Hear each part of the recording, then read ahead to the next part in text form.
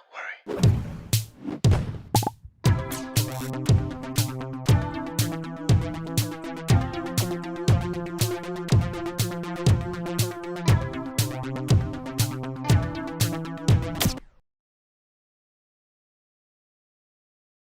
Hello, everyone. Welcome to a brand new Do Not Worry stream. I'm your host, Anthony, coming to you from the heart of Lebanon, in the 09.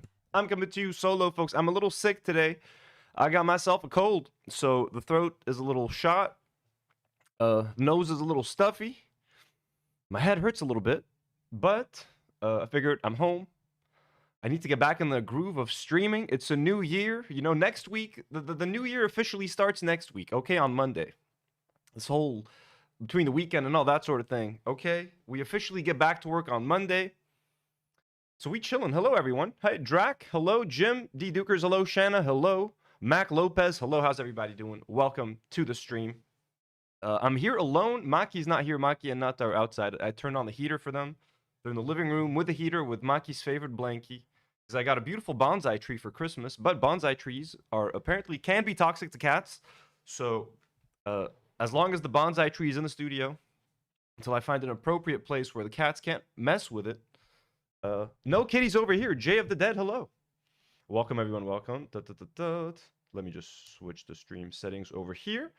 I might also do, if this might not be a very long stream, so I might actually end up doing a gaming stream on the gaming channel, playing some Avatar Frontiers of Pandora. Folks, if you just want to escape to a beautiful green, lush world with bioluminescent plants and animals, and huge cat creature aliens, join me on the gaming channel. Depending, I mean, I don't think this is going to be longer than like a 2-hour stream. Before we get into the stream, folks, if you'd like to support the channel, consider becoming a member. We have a goal of 400 members that we'd like to reach, potentially, I mean, with your grace, at the end of the month. We are at 379 members. An insane amount of members. Thank you so much to everybody who's been gifting members. Special shout out to Seeda Down Under and Jim D Dukers who've been going crazy with the gifting. Thank you guys so much for helping us. And if you guys can also, if you'd like to support the channel, you can do so via the live chat. But you don't have to do any of that, or become a patron actually as well. I'm forgetting about Patreon, of course, folks. And I owe you guys a live stream members that I'm gonna then re-upload to Patreon. Where is the link working? There we go, folks. So let me take a second to thank some of our lovely patrons, our God-tier patrons, Elian Mujabir and Daniel Nechle. Thank you so much. Superhero patrons like Khawlan Ahmad, Pee Wee Hernan, Bonnie Buns, Jordan M, Rhea D, Blonde patrons, Mercedes W, Lipton Ramen, Cold Drew and Morgie, Haifa and Hiba, Megan Lowndes, Mario M, Cassette Guy, Falafel Brain, Abductee patrons, Bertram Balk, The Pigeon, Wax Wolf, Yip McYib, Jess Polito, Jim D. Dukers, Burt Reynolds, Fab, Jess Polito, and Kara. Thank you guys so much. As well as Jenna, Jigglypuff for Excess Lubricant, Stejamo Peach, Ella, and Tusk Fangooth. Thank you so Fangtooth. Thank you so much. We love you all. And Kung Fu Brisk, Diana Mukaddim, we love you all. Thank you for the support. And lovely members, whether you've paid for your membership, whether you've been gifted a membership, we love you all. Thank you so much for being here and for supporting. Members such as Irene Bertoni, Yves Gebran, Dubois 925, Stupid Shinji 1331. Let's scroll down a little bit to Sassy Saza, Oakley Dokley, Manu Pillai Design. Check him out. Susie Anderson 4203, Jess 5295, Stev Nated, Obesity, and down with W's. Thank you guys so much for being members of the channel. We love you all so much. You guys keep the lights on. You guys make sure that I can pay the crew. Our members and our patrons, we love you. Thank you so much. But you don't have to do any of that to support the channel, folks. It is more than enough for you guys to simply like the video, subscribe to the channel, engage in the live chat, leave a comment if you're watching the replay. We appreciate you. Join our Discord. I've pinned the link to my gaming channel and the Discord link on top of the live chat. And speaking of gaming channel, speaking of Avatar Frontiers of Pandora, here's the channel. Consider subscribing. Ooh. Okay, let's fix that real quick. Sorry, the gaming shit was going crazy with the gaming yesterday. Ba-bam! Here we go. We're back. I streamed with my best friend Elias. We played Dark Souls 2 yesterday. Whoa. We played like 3 hours of Dark Souls 2. I got myself 2 bosses. So if you guys are into Dark Souls 2, if you guys missed Dark Souls 2, consider doing some good old Dark Souls 2. That'll be awesome. I'm on an adventure. I'm playing the Dark Souls that nobody wants to play. I'm playing the reject Dark Souls. So me and my best friend, he's a Dark Souls expert. He's planned all of them multiple times. So he's gonna be guiding me throughout the whole series. So if you guys like some Dark Souls, you want to see me suffer, do that. And in parallel, since Dark Souls is just a world of death and like it's all dark and gray and depressing, we're gonna play some Avatar, run around, pet some whatever you call those things that fly, plug our braids into some stuff. You know what I'm saying? So yeah, and now that we're done with that, so yeah, subscribe to the gaming channel, support us over there. Mac Lopez, hello, says hey on the phone and can't tag, love you all. Politics, hello. Marina, hello. Welcome everyone. Artful Decadence, hello. Ooh, Jim D. Dukers, folks, has just gifted 5 Do Not Worry memberships. Jim W's in the chat for Jim D. Dukers, folks. Already getting us closer to our goal, so we're already at 384 members. Let's change that real quick. Jim, thank you so much. Ever so kind. Members. I don't like that it doesn't automatically update. I know, guys. I don't know why this is happening. Here, boom, safe. It's back. We're back. Thank you so much, Jim. We love you so much. W's in the chat for Mukhtar Jim. He is everyone's favorite uncle over here. Our mayor, our chosen one. We have a bunch of topics to talk about today. It's a little bit all over the place. Okay, today's episode is a little bit. It's slow news season. I know there's war going on and we're bombing America's bombing Venezuela. I ain't got nothing to do with that. So I'm not qualified to talk about that. We're gonna talk about some other stuff, and it's just happening now. Like Trump was having a speech. I saw Chris Kunzler was talking about it. I tuned in a little bit. Shout out to Chris Kunzler, friend of the show. We're gonna be talking about a little update on AB and Lena and their dog. Okay, they think I want their dog taken away. They're pretty susceptible to whatever their live chat tells them, and their live chat, I think, just likes to get them pissed off and tell them that I'm saying like crazy shit. I think I had a very normal take about their puppy. I'm just like, it just needs a little extra training. They just don't know what to do with the puppy. Of course, the puppy shouldn't be taken away. And they think that I want the puppy taken away, all that sort of thing, of course. So I'm just going to react to AB having like a mini meltdown in the car. We also are going to be talking about Grok on Twitter. It's Twitter's AI thing. It's been really fucking disturbing, honestly, the past couple of days. There's a very fucked up trend of people just asking Grok to undress people in the comments. Like anytime a female creator posts something, they're like, hey, Grok, put her in a bikini. It's insane. So we're going to talk about that a little bit, watch a couple of news reports about it. We're going to react to some movie trailers, folks. We're going to react to some movie trailers, talk about the Stranger Things finale, some random stuff all over the place. You know what I mean? We're going to have some fun. Odyssey trailer. Chris Stuckman is in hot water. YouTube critic Chris Stuckman, and recently released his horror film, Shelby Oaks. He did like a promotion. He did a sponsorship. He accepted a sponsorship from like a loan shark app, essentially. So he's in hot water for that. We're going to talk about that really quickly. And yeah, it's a quick one. It's going to be pretty chill. Well, Jay of the Dead says your take was so mild. Why are they mad? Because I don't think they know my take. I think they just heard what their chat wanted them to hear, or like whatever they told them, and they're like, hey, what? Why would? Of course, snark brain, all that sort of thing. You know what I mean? We literally watched videos to help them to try to get their dog not to bite people. So, anyways, let's start quickly with Grok really quickly, and I mean, I'm obviously not going to show you any of the pictures. Like, I can't show you any examples of women being undressed against their will by Grok. Now, there was also a lot of, like, women actively asking Grok, like, they would be posting pictures of themselves, like, hey, Grok, take off my clothes or whatever the fuck. Like, that was also happening. So people would also get the idea of, like, I'm just going to comment this on anything. And you can literally ask Grok to do anything. Anyways, it's fucking insane. As you guys can see here, Cora Harrington posted this on Twitter. I just looked at the replies tab on Grok, and most of the prompts are centered around making women naked and putting them in suggestive poses. I'm not going to screenshot here, but Grok is essentially a non-consensual porn machine. That's its primary utility for many of its users, and this is no exaggeration. It is literally people finding a picture of a woman, and I don't even think Grok can tell if these people are underage or not, because it's also being accused of creating CSAM. Literally, you can find any picture of any woman and ask Grok to undress that person, put them in a bikini, put them in a suggestive pose. Excuse my harsh language. That's stuff that I literally saw while I was researching this topic. It's like people being like, okay, Grok, I want to see this person with their legs open. I want to see this person in such a pose and such a pose. It is immensely disturbing. If you're a woman, if you're a man, if you know any women, like this is such a dangerous future. If you plan on having kids, this is people. Just the thought of people. The internet was already a dark and dangerous place for children and underage people and women online. So to now give creeps this extra tool that makes it extra easy and makes it literally on Twitter, on the main Twitter fucking page, you can literally just ask Grok to undress women and do whatever the fuck you want, is insanely disturbing. Obviously, we're not going to look at any examples. This person here, what is it? So Reese Sullivan says, look at the media tab of Grok. It is insane that X is allowing these types of generations to happen with no consent of the people. Incredibly gross behavior. So this is a blurred out example, I believe. Wait, let me look at that off screen to see if it is blurred out or if it's just like censored. Yeah, it is blurred out. So yeah, okay, look at that. This is a blurred out example. This is the stuff that Grok is generating. Just women in bikinis. Women in bikinis in sexual positions and sexual clothing. It's just insane. It's insane. It's frightening, to say the least.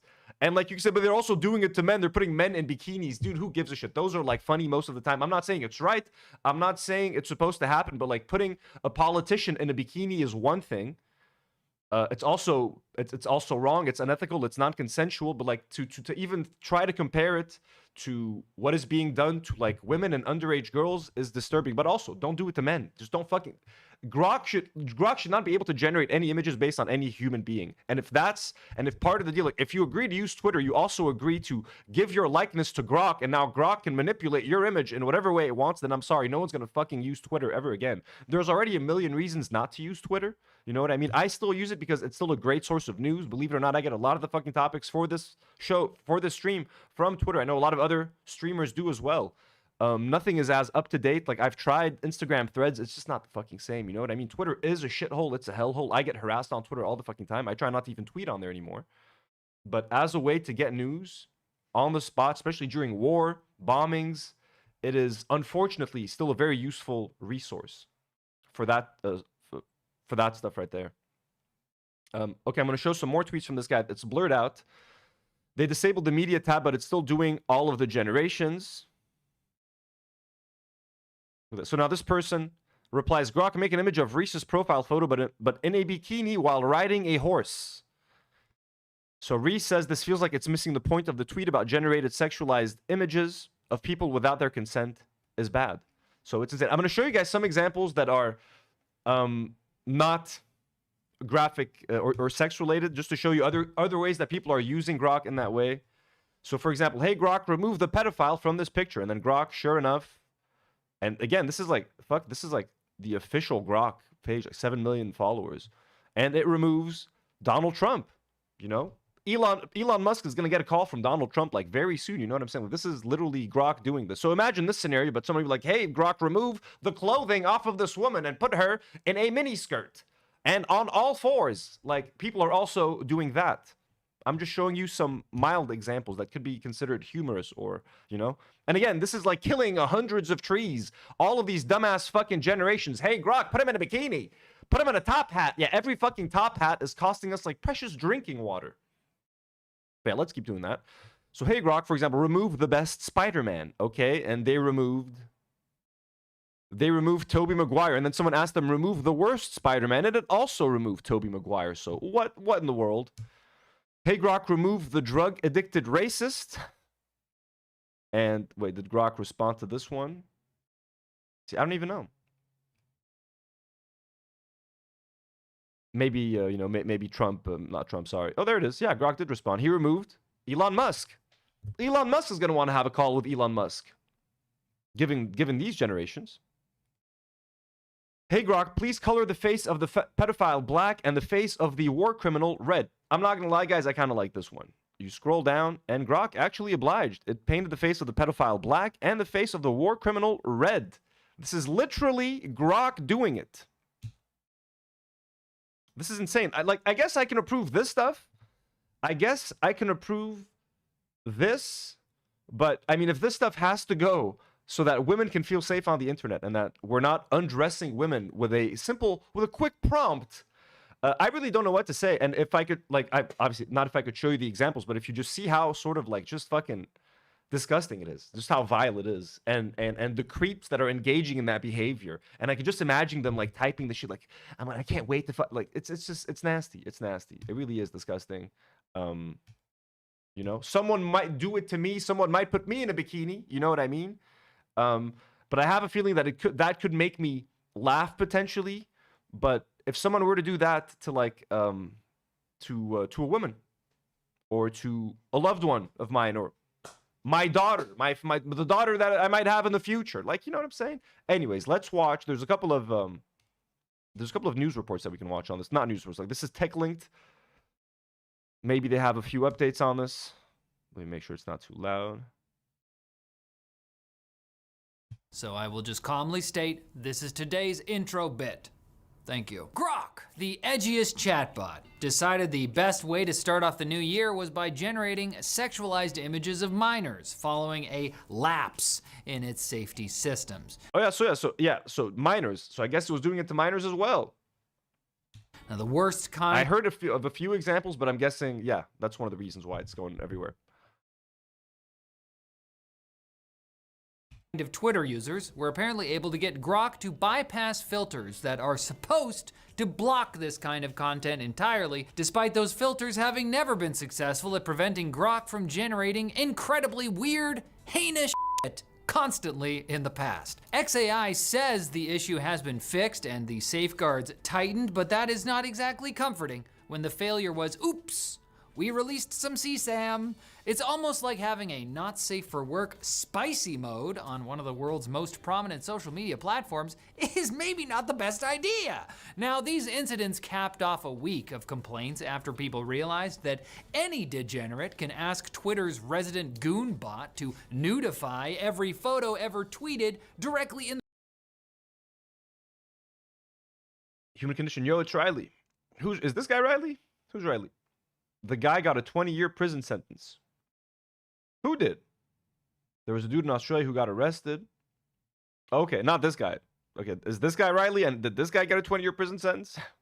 the replies to said tweet. But there's nothing we can do, guys, you know? This is just the world we live in now. Instagram CEO Adam Mosseri says that AI slop is so common, it may be more practical to label real content instead of labeling fake content. That's right, apparently Instagram is going to have to evolve in a number of ways and fast. Everything, man, everything. Honestly, engaging with social media has become horrific. Engaging even with videos. Like, anytime I see a video now, the first thing you think is this real? Is this artificial intelligence? Anytime I see like a cat video, as soon as the cat does anything remotely weird, it's just, I'm just so turned off by the whole thing. This past Grok trend over the last 2 days has been horrific. It's made Twitter unusable. And yeah, apparently Pinterest now is completely overtaken by AI content. There's more AI stuff on Pinterest now, and Pinterest is used for people to find inspiration for like tattoos or like how to design their homes or redecorate or redecorate things or arts and crafts. And now all of that is just fucking AI. Reels, and and Instagram is now going to create, what was it, like a separate AI Reels thing, and Disney Plus is going to have an AI generated thing now with Sora where you can make your own Disney shorts on Disney Plus, and they're going to be featured on your streaming app. And it's like everyone is shoving this AI crap down our throats when no one really fucking wants it. there's so much AI generated slop that it's... Evelyn says, same with Etsy. Yeah, that fucking sucks. Can you imagine having a bunch of fucking AI generated products on Etsy competing with... Etsy's already become a nightmare because you have people like mass producing stuff and competing with like mom and pop, like little independent artists, outnumbering the real people who just want to show us important stuff like their Warhammer collections. I want to see those if they're real. In fact, Microsoft CEO Satya Nadella is now blogging about how maybe we don't even need to call it AI slop now, because maybe that hurts some people's feelings who have put mind-boggling amounts of money into tools that let people make that stuff you're calling slop. Think about how those people maybe might feel. Asus has reportedly It's not slop. I had to prompt it 7 times. I had to ask it, and I had to reprompt and update my prompt to get the refined result that I was looking for. Jim D. Dukers with a $5 donor. Thank you so much, Jim. Says, in more civilized times, we just had Pancake Bunny, and we were thankful for it. Who's Pancake Bunny? told partners that it won't release.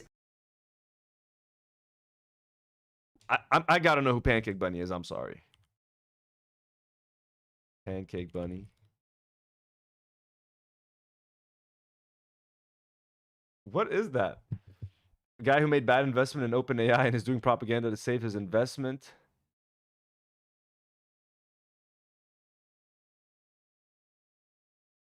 Jim, I have no idea what a Pancake Bunny is. All I'm getting, let's check. This is what I'm getting here on images. A bunny with a waffle on its head.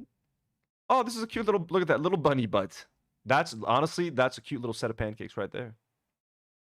That's a cute set of pancakes. Anyways, let's go back to, is this done? Any new Zen phone? Okay, so that's done. Let's see what CBS has to say. Trouble again, this time for posting AI-generated sexualized images of children. So in response, a post on Grok's X account says it is urgently fixing what it calls lapses in safeguards. This latest controversy comes as more Americans are expressing a general distrust and even hatred of AI. So let's talk to technology journalist and host of... Honestly, that's good. AI should be hated. It should be literally hated. It is an existential threat to humanity, to the environment, to society, to the social fabric, the very fabric of our society. The Rip Current podcast. Jacob joining us now. Somebody give me Jacob's... Jim says, that's it, a classic meme. Well, it's adorable. And I want some bunny pancakes right now. Last name in my ear. I appreciate it. It's just Jacob in the teleprompter. Jacob Ward, thank you so much. Your family line would want me to say your full name. I appreciate that. Hi, Reed. Segment. So this Grok case, it is pretty horrifying. It looks like even Musk's platform says there's a need for a fix. How does something like this happen? Well, Happy New Year, Reed. You know, it is really probably not even clear to the makers of the platform itself. This is the nature of generative AI, is that it vacuums up, you know, a planet's worth of data and then regurgitates it as a product. The people who make this... Maria Nimbus sends a $2 dono. It says, check Iraqi teen using Roblox to kill kids. What? Is that like a YouTube video? Chris, hello. Welcome. Welcome to the stream. Let's look that up real quick. We'll finish this video. And I want to share a couple of opinions. I mean, I saw Drac mentioning in the live chat that I believe people will be so undiscerning, they will consume AI slop happily. Oh, absolutely. Especially kids that are growing up with AI and seeing this AI content. If their parents let them consume this AI stuff, they're going to grow up with being the complete norm. That's going to be normal to them. They're going to be used to generating their own stuff. Like, why would I want to watch a cartoon that someone else wrote and animated when I can generate my own exactly the way I want it with the push of a button? Young children, depending on how they're raised and depending on what they're exposed to, since when they're young, they're going to find AI content very normal, and they might even prefer it. And they might find the thought of like, why would someone else want to tell me or make something for me? So, I think our generation and like Gen Z, Gen Alpha, we're gonna fight hard for like human created entertainment and art and content or whatever you want to call it, all of it. Younger people are going to start not to care. Even I fell for an AI thing. That Israeli chef that looked like a baby. We reacted to him for like 20 minutes thinking it was real, and then I just scrolled a little bit down, and then I noticed that it was actually just a dude using a fucking AI filter. Like, even I fell for it, and I'm like pretty, you know, like, I mean, I'm old, I'm 35, I'm getting up there, but I keep up with the times. I'm hip, I'm cool, I know about AI and shit like that. Like, it even got me, you know what I mean? So, like, this is going to get even more fucked up. Jobs are going to get harder to get, like, but in terms of like people enjoying AI, there's a ton of people that already enjoy watching it. I think people are not going to give a shit. It's going to be like buying organic fruit, you know what I mean? Or like a handcrafted basket made by hand and you pay a premium for it versus something mass produced in a factory. It's like buying organic, farm raised chicken versus like, you know, some chicken breasts laid out at the supermarket that are frozen. It's going to be buying an organic apple, you know what I mean? Non-GMO apple versus buying an apple at 7-Eleven that's just like, you know, this fucking big because it's been injected with so much shit. People are going to have to make the conscious choice. It might cost more to enjoy a human-created art. But a lot of people are not gonna give a shit.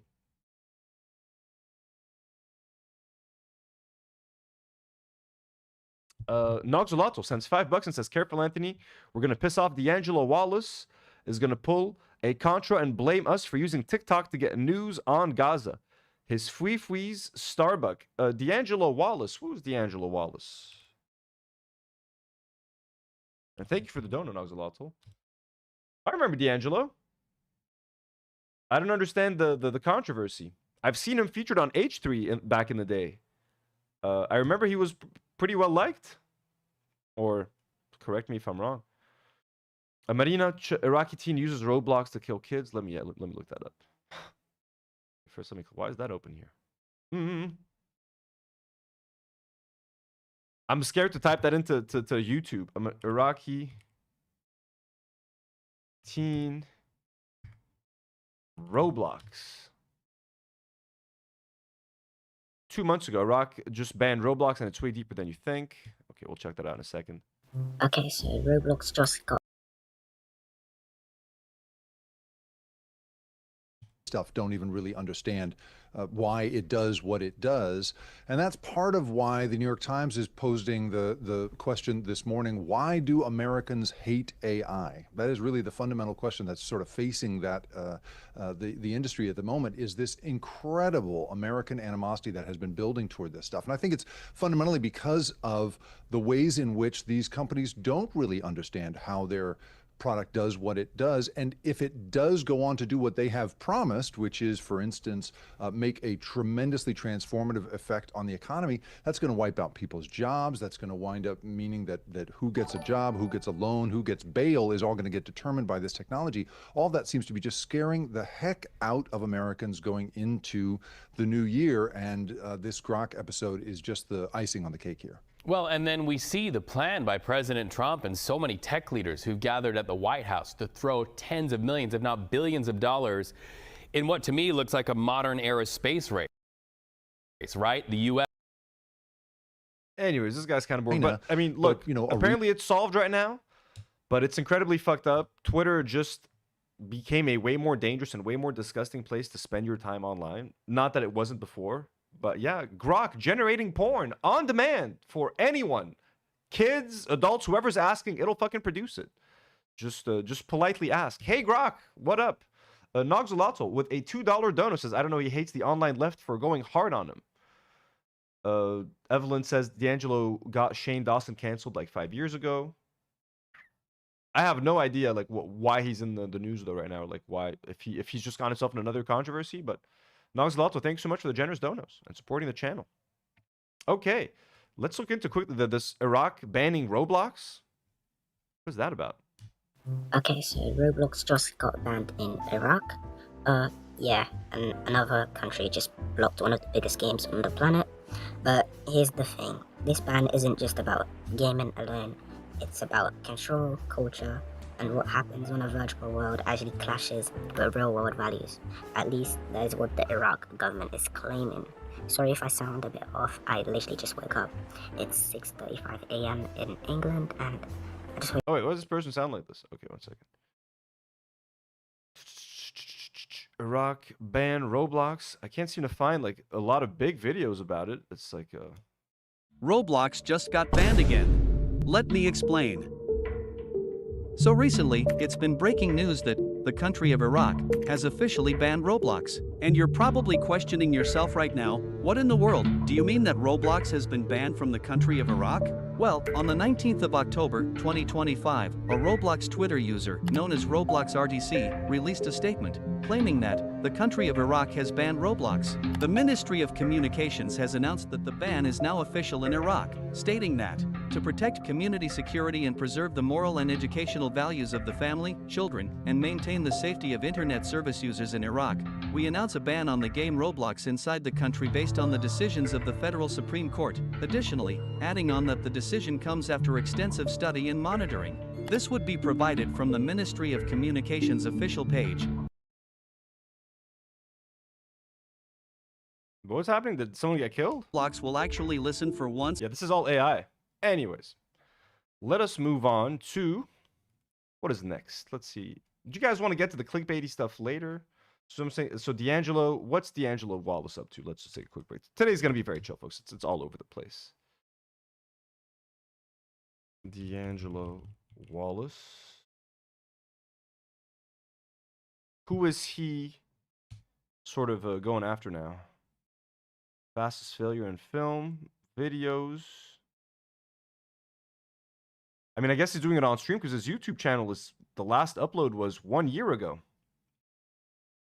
He defended Chappell Roan for not knowing how Islamophobic Brigitte Bardot is and getting upset at the people who criticized her.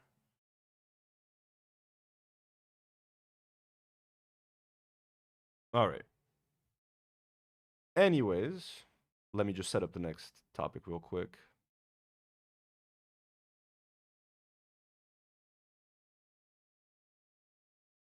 We're going to leave the AB stuff till the end a little bit.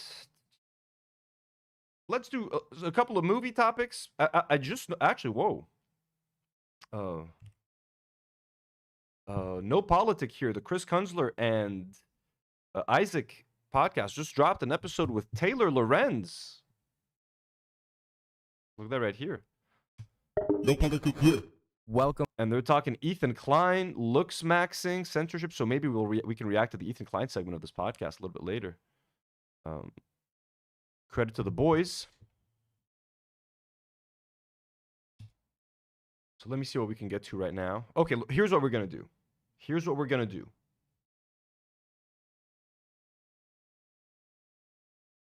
I'm trying to decide. Okay, no, I'm sick of it. I don't want to look at this guy. So we're definitely going to watch this segment right now. We can react to part of this this interview.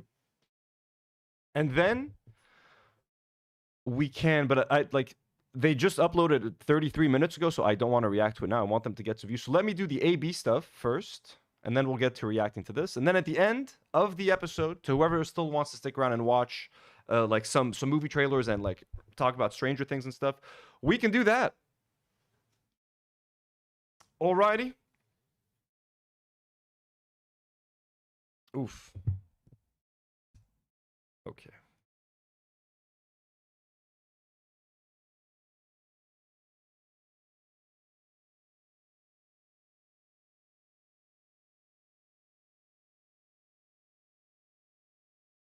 We're going to get to the AB and Lena segment real quick.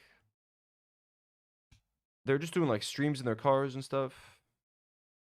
Angry, starting at 319, I guess.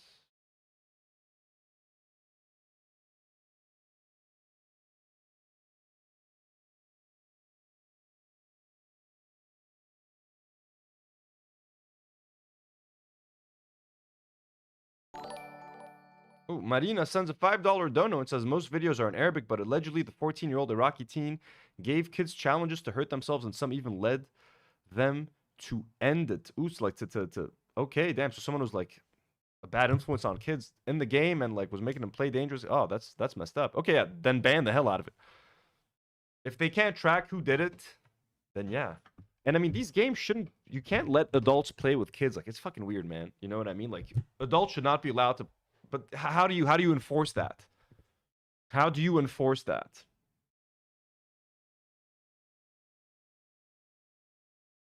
Okay.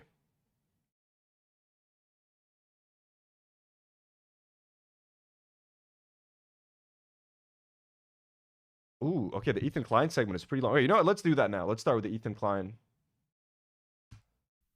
Before. So shout out to the boys. Let's add a link to their video in the live chat. Boom.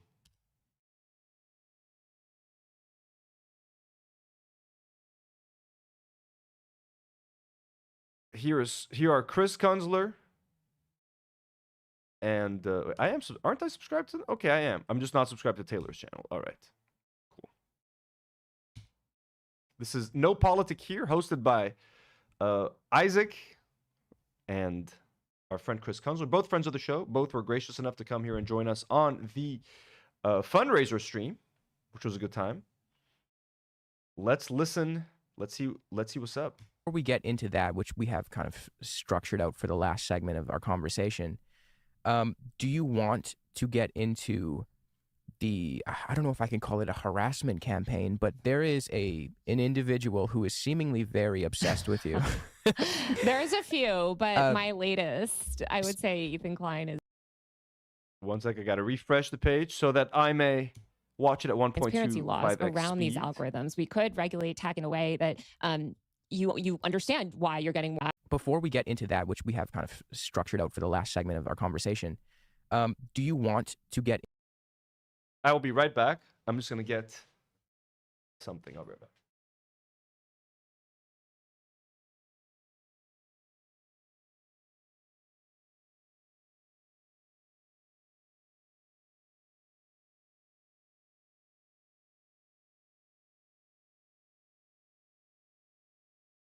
Boom, cigarette time, folks, but it's cold, so I'm gonna wear a jacket.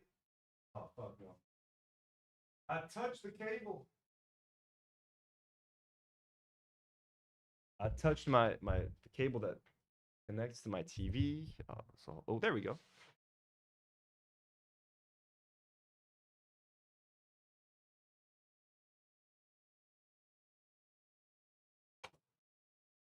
Oh.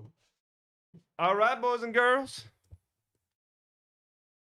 Into I don't know if I can call it a harassment campaign, but there is an individual who is seemingly very obsessed with you. There's a few, but my latest, I would say Ethan Klein is the latest. If you want to get into it, I actually don't know how you found yourself in his crosshairs. I don't. I mean, Chris I'm spoke a woman about on the this. internet. Let's be real. That's not a Zionist. It's absolutely a contributing factor. What was there like a catalyst or something that? That's a good question. Why? I can't remember how she got on in his crosshairs. Is it because she defends Hassan? Or like, how did it start? It caused him to turn his attention to you? It's so funny. It's so funny. So first of all, when Hassan and Ethan like had their little breakup or whatever, like I just didn't, I saw it happen. Like, but I don't, there was like certain aspects of drama where I'm like, who cares? When Hila and Ethan were reaching out to her for like help with Reddit. These two podcasters stopped their podcast, whatever. I saw Ethan sort of going after Hassan. Usually, which anybody, like, there's a lot of bad faith attacks against Hassan. So I'm kind of skeptical of anybody that's going after Hassan too much because I'm like, okay, probably a weirdo. But I had known Hila and I have like mutual friends IRL in LA. So like at one point, one of our mutual friends was like, oh, you know, like they're dealing with all this harassment. Like, could you help them? They need help. Like they're being like doxxed by these snark subreddits and all this stuff. Mm-hmm. I've reported so much on snark subreddit specifically and written a lot about like these legal questions and spoke to the former head of creators at Reddit about all this stuff. So I've like written a lot about snark subreddit. So I was like, oh, that's interesting. Because they were saying at that point they might want to do this like legal case. And I've written again about other mostly female, like snark subreddits are mostly an issue for like female lifestyle influencers. So that's where, because it all comes from these women-driven mommy blogger communities like Get Off My Internet and other like forums from the 2000s that were originally there to attack Which, I mean, could be consistent, which is consistent with Ethan and Hila's claims that a large part of their audience was female. That's back in the day. I don't know how much of their audience is female today. I think they've like a huge part of their audience was replaced by like weird fucking males and like Asmongold fans and Keemstar fans and people that never would have given H3 a chance, or people who used to watch H3 back in the day and then once they turned woke that abandoned H3. Now they think H3 much more resembles their values and stuff. So I can see why, if she says that normally it's like mommy blogger communities or lifestyle bloggers that have these snark communities, if they're driven by females, that could make sense because H3 did used to have a massive female audience, which I don't think they have anymore.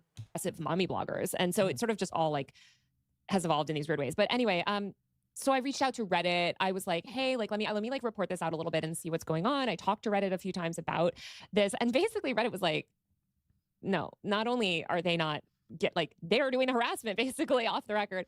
And so I was like, okay, this is bad faith bullshit basically. And right at that time, I have like a meme spam page that I just post like funny tweets on and stuff.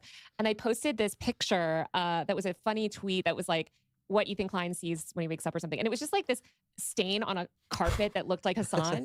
I saw that. That was really funny. And that, even though I had just spent months helping these, and I've never said anything bad about Ethan. Ethan, again, like Ethan had me on the H3 podcast, like same with Cat 10 Verge. He used to like praise all of it. Like he'll, you know, because I've reported a lot on bad influencers that he doesn't like, Keemstar, Jake Paul, etc. Yeah, that was enough, that one meme. I think he just took it. And then he sort of started, I think, once I started to be more outspoken, this stain on a carpet that looked like Hassan. I saw that. That was really funny. And that, even though I had just spent months helping these, and I've never said previously, I'd never said anything bad about Ethan again, like Ethan had me on the H3H3 podcast, like same with Cat 10 Verge. He used to like praise all of it, like he'll you know, because I've reported this. But anyway, so I reached out to Reddit. I was like, hey, like let me like report this out a little bit and see what's going on. I talked to Reddit a few times about this, and basically Reddit was like, no, not only are they not they're doing the harassment basically off the record. And so I was like, okay, this is bad faith bullshit basically. And right at that time, I have like a meme spam page that I just post like funny tweets on and stuff. And I posted this picture that was a funny tweet that was like what Ethan Klein sees when he wakes up or something. And it was just like this stain on a carpet that looked like Hassan. I saw that. That was really funny. And that, even though I had just spent months helping these, and I've never said previously, I'd never said anything bad about Ethan again, like Ethan had me on the H3H3 podcast, like same with Cat 10 Verge. He used to like praise all of it, like he'll you know, because I've reported a lot on bad influencers that he doesn't like, Keemstar, Jake Paul, etc. Yeah, that was enough. That one meme. I think he just took it, and then he sort of started, I think. Which again is true. We've talked about how the H3H3 main subreddit is a snark subreddit, so Ethan complaining about snark subreddits is kind of rich. Once I started to be more outspoken, this is all like about Palestine too. Like that really, he just was like, okay, let me go ballistic on her. Yeah. And he's a hateful, misogynistic psychopath. I mean, I am in awe of it all, really. Like, a lot of the time as well, something that interests me is a lot of people have left it alone, in part because they're like, oh, it's kind of like there's not anything left to talk about related to Palestine, and everyone kind of knows he's an idiot. But to me, things have actually kind of gotten worse, and I'm sure that you know about this. The stuff with Cruel World Happy Mind really wound me up and rubbed me the wrong way. Not only because I spoke to her, but also because regularly, I don't know, you might have seen this, because I'm sure you watched Alex Novell's video. Yes. In it, there's the comment from her where she receives a death threat, and it largely pertains to her being called a Nazi, and the person is like, I'm gonna harm you, your child, and your husband because you're an anti-Semitic Nazi, or something to that effect, or maybe They said they're going to break her kid's jaw or something. Yeah, and I'm pretty sure that the message says anti-Semite. I should probably check that before this goes out, but either way, she receives this hate. Yeah, it does. Disgusting anti-Semitic scum. Yeah, that's crazy. Comment, and Ethan's response is just, my community don't do that. Which is like, no, dude, that's what your whole fucking community is about. That's literally what your community does. But I also think, speaking to anyone on any level where, you know, they have... There's literally a tweet, I don't know if I have it, of like an H3 fan being like, yeah, I'm also a Nick Fuentes fan. I don't know if I have it. But it's crazy. Do I have it? No. Like Ethan's new audience is and he, again, I did a whole segment of him courting Asmongold and courting Asmongold's audience, and him fucking complimenting a joke that Asmongold made, and him bringing up the drama between me and Asmongold and siding with Asmongold and saying how much of a piece of shit I am, etc. Like, he knows exactly what he's doing. He knows the kind of audience that he is bringing over to his side, and yeah. Have probably received like even people I don't like that I've had friction with. If they received a message like that from someone who was potentially my fan, I can find it. It's on Twitter somewhere. Here, let me try to find it. It's in my DMs. Not my DMs. Like I saved it. I sent it to Nour to talk about, and I think I deleted the link. Let me see if I can scroll up. If I don't have to scroll up too much, I'll try to find it.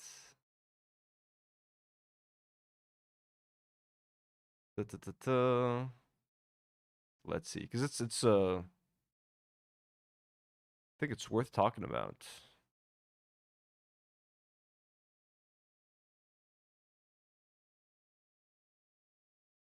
Okay, here.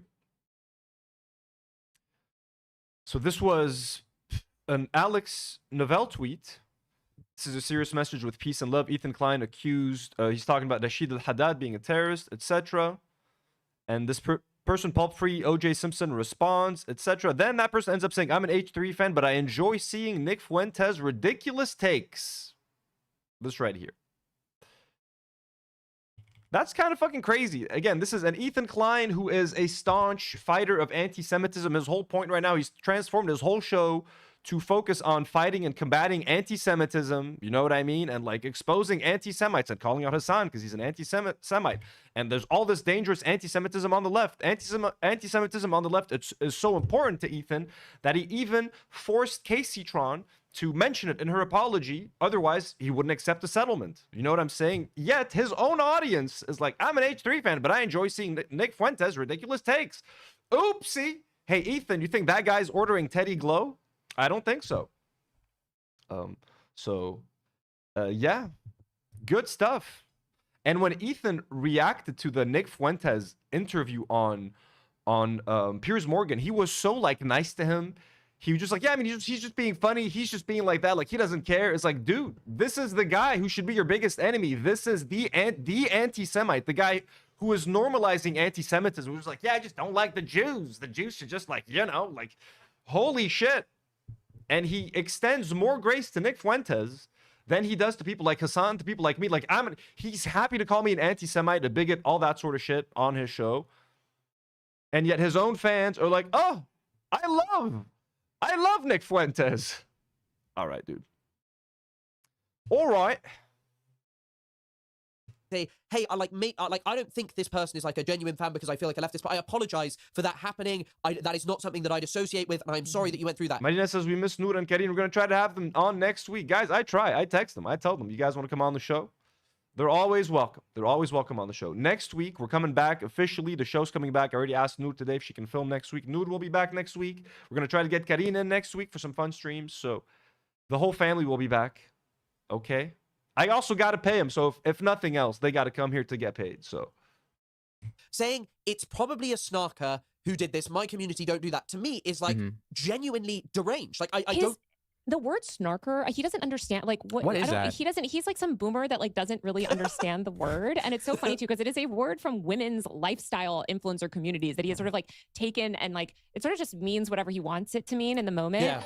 He has cultivated a fandom of rabid pro-Israel vile people and he's a professional victim. This is a man who makes millions and millions and millions of dollars a year, one of the richest people on YouTube. His podcast. Jay of the Dead, who's been a member for 2 months, sends a message, says, when you buy that giant skeleton, you got to say Ethan sent it to you. The people were mixed on the skeleton. I'm not sure. It's still in my heart. I really want to get that skeleton. You guys might see a skeleton surprise at some point, but yeah, it's got nothing to do with H3. People were like, make it wear an H3 sweater. No way. If I make it wear an H3 hoodie, Ethan will be like, he's threatening to kill me.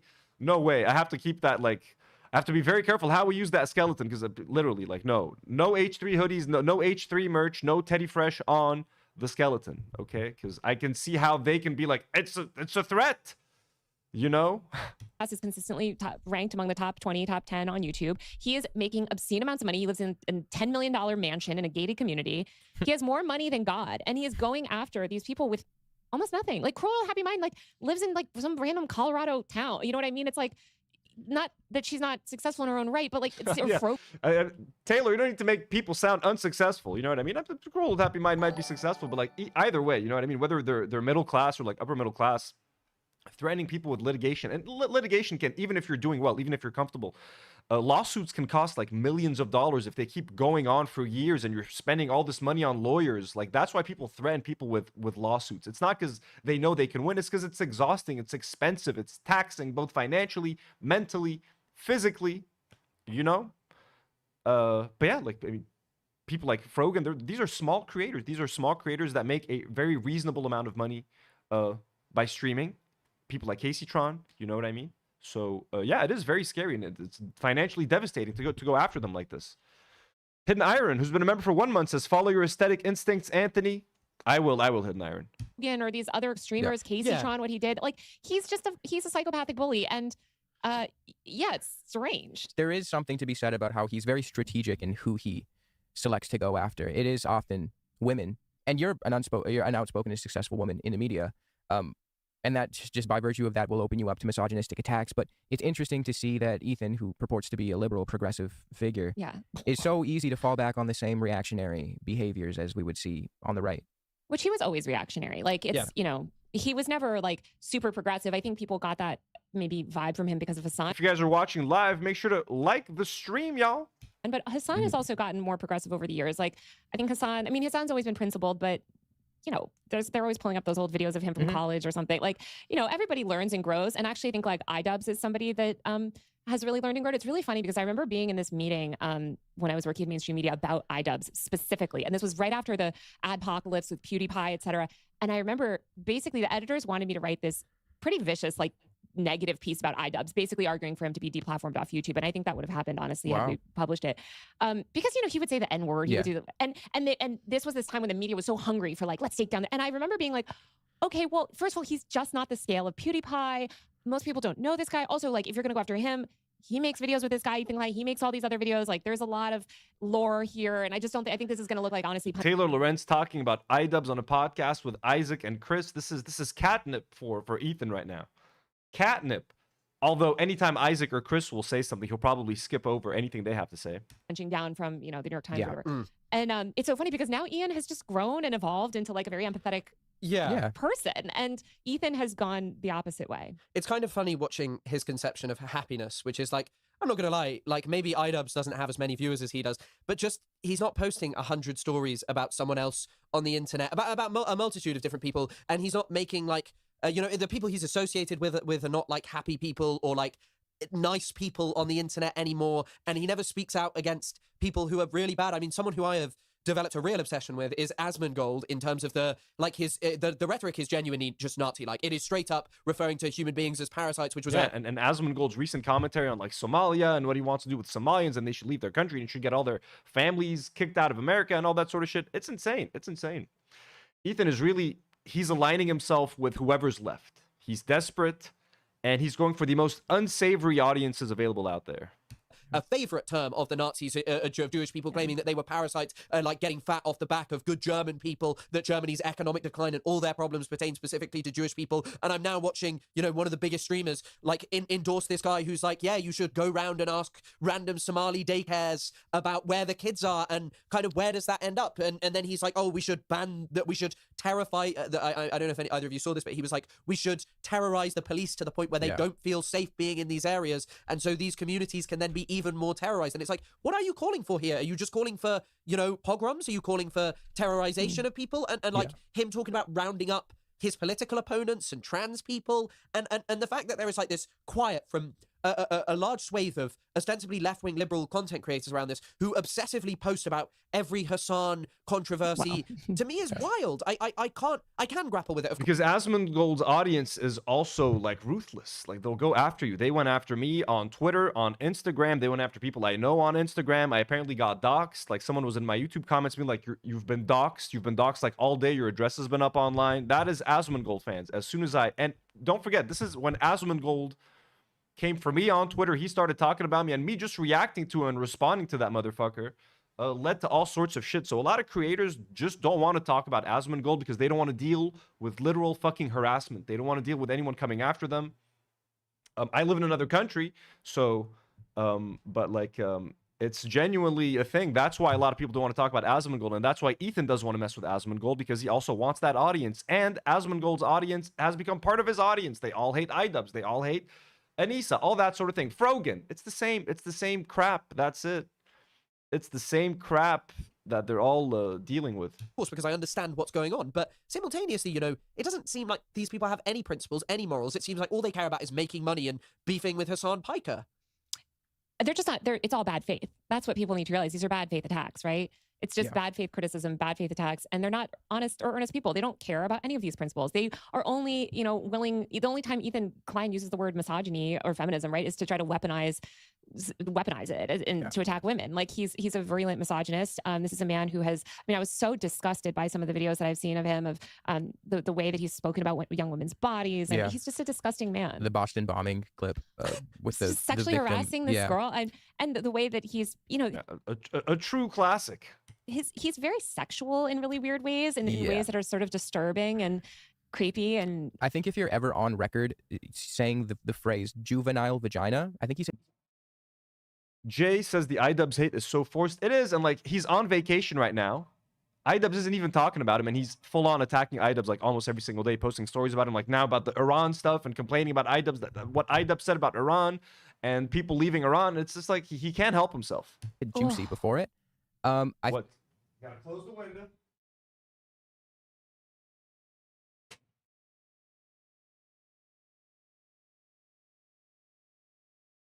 I think you need to turn off the internet and never come back. And also maybe just apologize and take ownership of like this shock jock era. But the other problem, I guess, is at least Hassan has the small defense of, I was pretty young when I did these things. Right. Like, I was like 18, whereas a lot of the time when Ethan was doing this was in his 30s, when, I guess one can make the argument that the internet has grown and changed a lot in that time, and content creation. Yeah, but we come on. Like, I mean, this is something that women YouTubers have always called out, and other marginalized YouTubers have always spoken out. Like, they were speaking out against those things while they were happening. Was it more normalized in a lot of like liberal, worlds? Sure, but it was not. It was always, like I said, even back then, and I do think the adpocalypse like changed a lot because there started to be a lot more scrutiny, and then that sort of made these people even more edgy. But like, Ethan is just a very disgusting, unhappy, miserable old man. He is indicative of this trend. Bro, I can already see Ethan Klein's Instagram stories. Can you imagine?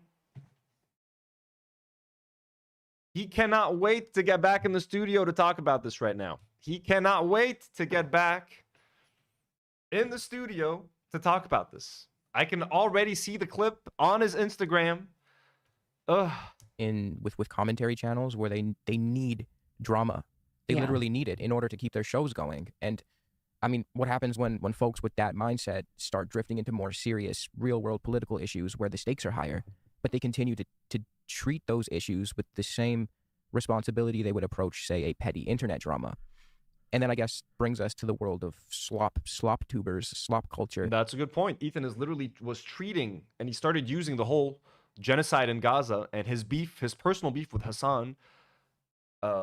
He turned the subject, like I use this word in Arabic, like sakhaf al-mawdu', like he literally made the topic like stupid and lame and like devalued it by treating it as like internet beef and drama. It's like, dude, it's just, you're just saying, like, you're making Zionist talking points, whether you know it or not. You're making Zionist talking points, and you're maybe inadvertently justifying a fucking genocide, or on purpose. Like, Ela seems to be to stand by what she says. Ethan sometimes seems like more flexible. Then he takes a quick look at Ela. She gives him the like, he's like, yeah, you know what I mean? But in which I think Ethan fits firmly within. Yeah, he's the ultimate slop tuber. I mean, it was declared Word of the Year this year by Merriam-Webster, which we checked. Isaac thought it was contender. I was sure it had won. But it really interests me because sometimes people use slop to basically describe kind of internet drama that isn't highly politicized. But then also, I don't know, what are your kind of opinions about how it's like sort of become such a popular word? And like, do you think it's an apt description for kind of a lot of things on the, I don't know, it's such a broad term and such a broad question, but I'd like to hear your feelings about it. I think so. It's sometimes just a word comes along and you're like, that is the word. That like articulates something that I've been meaning to try to communicate so well. And I think slop is just a word that came at the right time, and we're sort of repurposed at the right time, where people were like, oh, this speaks to this sort of degradation of the internet, of quality of content, and this, I don't even know what to call it other than slop. And like the slop tubers, it's like once you see it too, and you see it articulated that way, it just becomes easier to identify, which I think is really a positive thing. I think the problem, I would say, even just like a few years ago, is that people like Ethan were taken as good faith actors. And I think now just more and more people are recognizing that they're not, and these are unserious people. And that was something that I struggled with. Like, I used to look at Ethan and be like, yeah, he's a nice guy. Like, he says all the right stuff. They're pro LGBTQ. They're against racism. They defend minorities, and they, like, you know what I mean? He positioned himself, but he used that as a shield to bully people on his show, and like we cheered him for it. Like, yeah, that's funny, but look, they're leftists and they're liberals. They're nice people. They're allowed to bully that person and that person. He's a nice guy. And I was dumb enough to go along with that shit and support them in the process. And now that he doesn't seem like the nice guy, now that he's kind of exposed, he's exposed himself for who he really is, now, like, his show and his shtick, it was also exposed for what it was. But now he's targeting his harassment and bullying at people that actually want to help the situation, people that are actually leftists, people that for the most part are like good people that are trying to make a positive change on the world, or that are just against the fucking genocide and don't like Israel. You know what I mean? And now he's kind of revealed himself to be the creature that he is. A lot of the stuff pertaining to like how Ethan and people around him, or why I kind of viewed them as a leftist, wasn't just Hassan. It is that around 2021 was actually when I started watching Hassan, and when I rewatched Ethan, from when I wasn't like I was much more like politically formed through leftovers. But one of the things that was like pretty notable is the reason he kind of felt like a leftist is it was just kind of attacking worse faith right wingers who were like such brazen misogynists in a way that almost, I mean, they definitely always existed. Like, Andrew Tate didn't come out of nowhere, but someone like Andrew Tate was very easy for like a liberal or someone who never really had any serious political thought to deal with. Yeah, he went for like, I mean, the cartoonish, almost like cartoonishly evil right-wingers like Steven Crowder, Ben Shapiro. But like now that there are characters that are way worse, like Nick Fuentes, Asmongold, he's suddenly cool with them. He's suddenly okay with them. He doesn't have his attacks against them lack any fucking bite. You know what I mean? He used to go after the fucking right wingers like a maniac and on leftovers, him and Hassan, pretty ruthlessly. Now he has cooled his tone. He's changed his tone completely, and he almost never criticizes these people because he knows that their audience is kind of watching him now because he's been hating on Hassan for 2 years. He's become the anti-Hassan podcast, anti-Frogan podcast, anti-iDubbbz podcast. So, hey, whatever works. Whoever's down to watch this shit, come on over. So he doesn't have any criticisms for Asmongold because he needs his audience now. 2-3 years ago, he might have shat on Asmongold. Same with Nick Fuentes. But his target now are the people that used to be his allies, literally.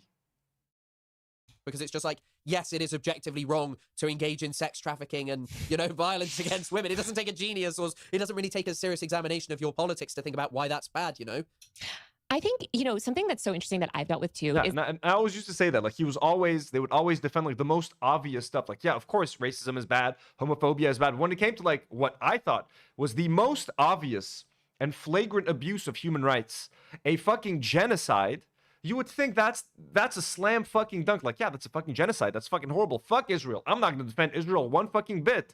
And for him to be like, yeah, I mean, it's bad, and I guess you could call it a genocide, but, like, look at all the anti-Semitism, and Hamas is building bases under hospitals, and it's like, oh my God, dude. Oh my God. And if you say from the river to the sea, you're calling for the genocide of Jewish people, it's like, what are we doing here, man?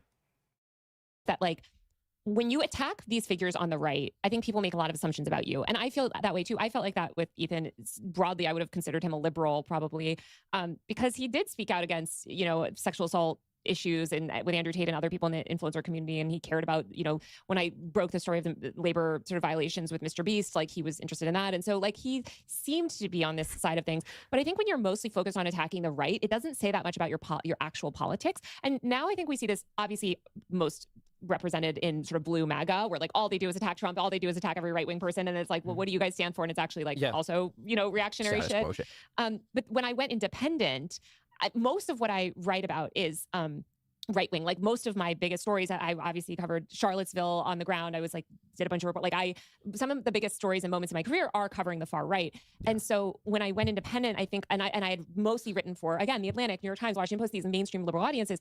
And when I started, it was really like, I think a month and a half after I went independent, there was the United Healthcare shooting, and I wrote a post called, like, yes, we want insurance executives dead or something.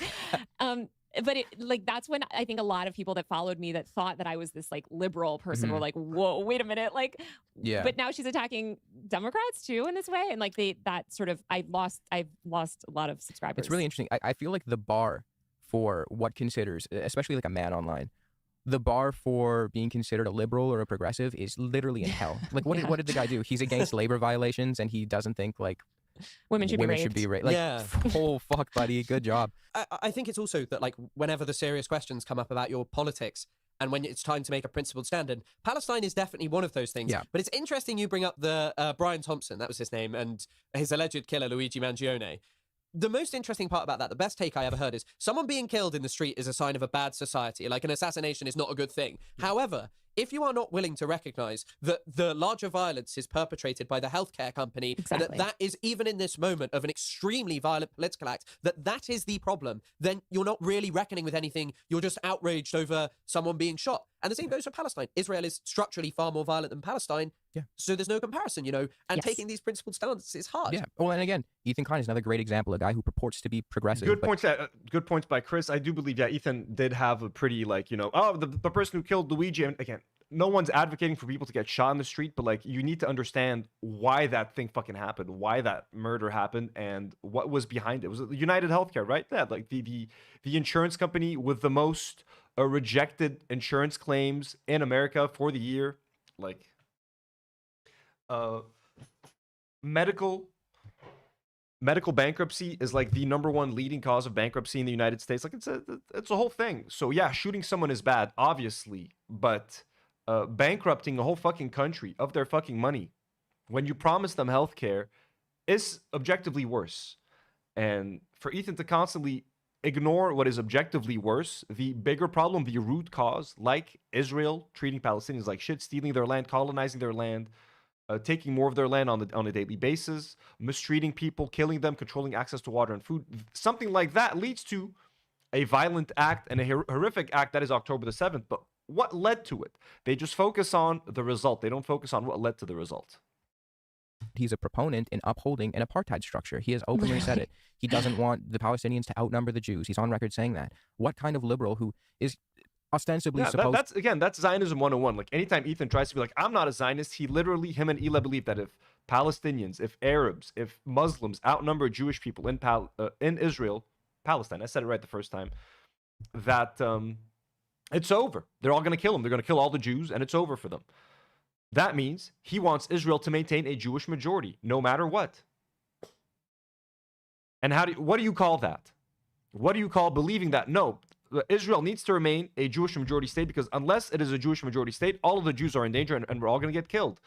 That means there's a set of laws, there's a set of rules and regulations that don't treat Palestinians and Jewish people in Palestine freely, equally. You're a fucking Zionist, dude. To be in line with pluralism, Enlightenment values, tolerance, and democracy, would go out on a limb and so brazenly defend an apartheid system. I think Palestine, again, this is why it's such a litmus test for people where you're like, oh, do you actually believe these things that you espouse? And I would say another thing too, though, that I do feel is a similar litmus test is COVID, because I remember like when Joe Biden came in. Now they keep making fun of her for wearing a mask. Like, you know what I mean? Like, what the fuck? Like, leave. Who is she bothering by wearing a fucking mask? If she has long COVID, if she has ill family members at home who she doesn't want to risk getting sick or infecting with anything, she's going to wear a mask, dude. Like, leave people alone. Office and just was like, oh, now I'm president. Okay, COVID is over and it's just disappeared. And no, you guys don't need healthcare. We're cutting all the benefits that you guys got. No more paid sick leave, no more paid whatever. Everybody back to work. And so many liberals buying into that, and so many of them just like ripping off their masks and being like, okay, I guess it, it's only affecting poor brown people, or it's only mainly disabling my Uber Eats driver. I don't really care about it anymore. Like, that also was such a radicalizing moment for me too, because I was like, whoa, wait a minute, what? Like, I thought, don't we want healthcare? Don't we want to protect people that are sick? And so I think these little things kind of come up, or not little things. I think major moments like that come up, but I think Palestine is so black and white, because it's like you are watching a live stream genocide. Maybe you can write off the fact that maybe you can go infect and kill. A man dude 10 says, man, I work with immunocompromised people every day at my job. This is life or death for some people. Even today, absolutely. And for Ethan to be like, hey, if you see Taylor Lorenz, make sure not to cough around her vicinity. It's like, are you actually trying to get this person in fucking danger? Like, I don't understand this man anymore. A live stream genocide. Maybe you can write off the fact that maybe you can go infect and kill, all your neighbors with COVID and tell yourself you're not guilty, whatever. How can you watch a live stream genocide for years and still support the genociders? Like, how can you support apartheid in 2026? Like, that's crazy. I know what Ethan will say. Well, it's complicated for me. My family's there. My wife is from there. Her parents are there. Should they just leave? Are they just expected to leave? They can try if they can. They can move to the U.S. They have a nice family in the U.S. They have you guys. You have millions of dollars. You can buy your Ela's family a beautiful home. They can live comfortably. You know what I mean? There are ways for them to get out of there. They were never supposed to be there in the first place. Comes specifically to Ethan and his cohort. There is a thing that this is, how can you support apartheid in 2026? Like, that's crazy. When it comes specifically. And I'm talking about visiting Tel Aviv. I want to show you guys how multicultural it is. I want to film some vlogs. It's going to be nice. I'm going to live stream the whole thing.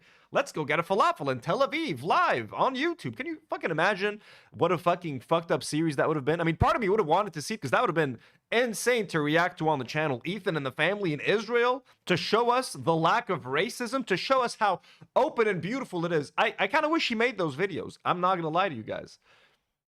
To Ethan and his cohort, there is a thing that this is speculation on my part, but I believe that when it comes to identifying the structure in Israel, one of ethno supremacy and racial domination, it's okay because the group who is on the receiving end of said oppression is not Jewish. And I think at the end of the day, for someone like Ethan or someone like part of his cohort, I had a little bit of a spat with Harley Morenstein.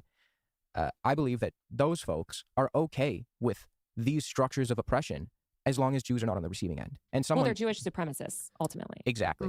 I don't think, like you, Chris, I believe we identify that structure and don't want anyone to be on the receiving end. We want to dismantle the structure. But again, someone like Ethan is not entirely interested in doing so, and he's made that abundantly clear. It's crazy to me how dangerous it is, like how quickly it snowballs from like sort of going, oh, I'm not a Zionist with a platform, to then just like promoting some of the people he's promoted. Like Hen Mazeeg is just straight up. Insane. You've had the honor and privilege of speaking to Hen Mazeeg, right? On PS Morgan, Yeah, I think. yeah. He's deranged, and he's just a propagandist. I mean, he's just I mean, I just don't know what to say about it other than they're promoting fascism, they're promoting ethno supremacy. Like they're just the most bigoted, vile people. How can you even debate these people? There's some of the people that Ethan and Ela like follow on Instagram, some of the posts that they like, and the stuff that they reshare, Hen Mazeeg being one of them. no debate with them. It's just they're what they are stand for is appalling.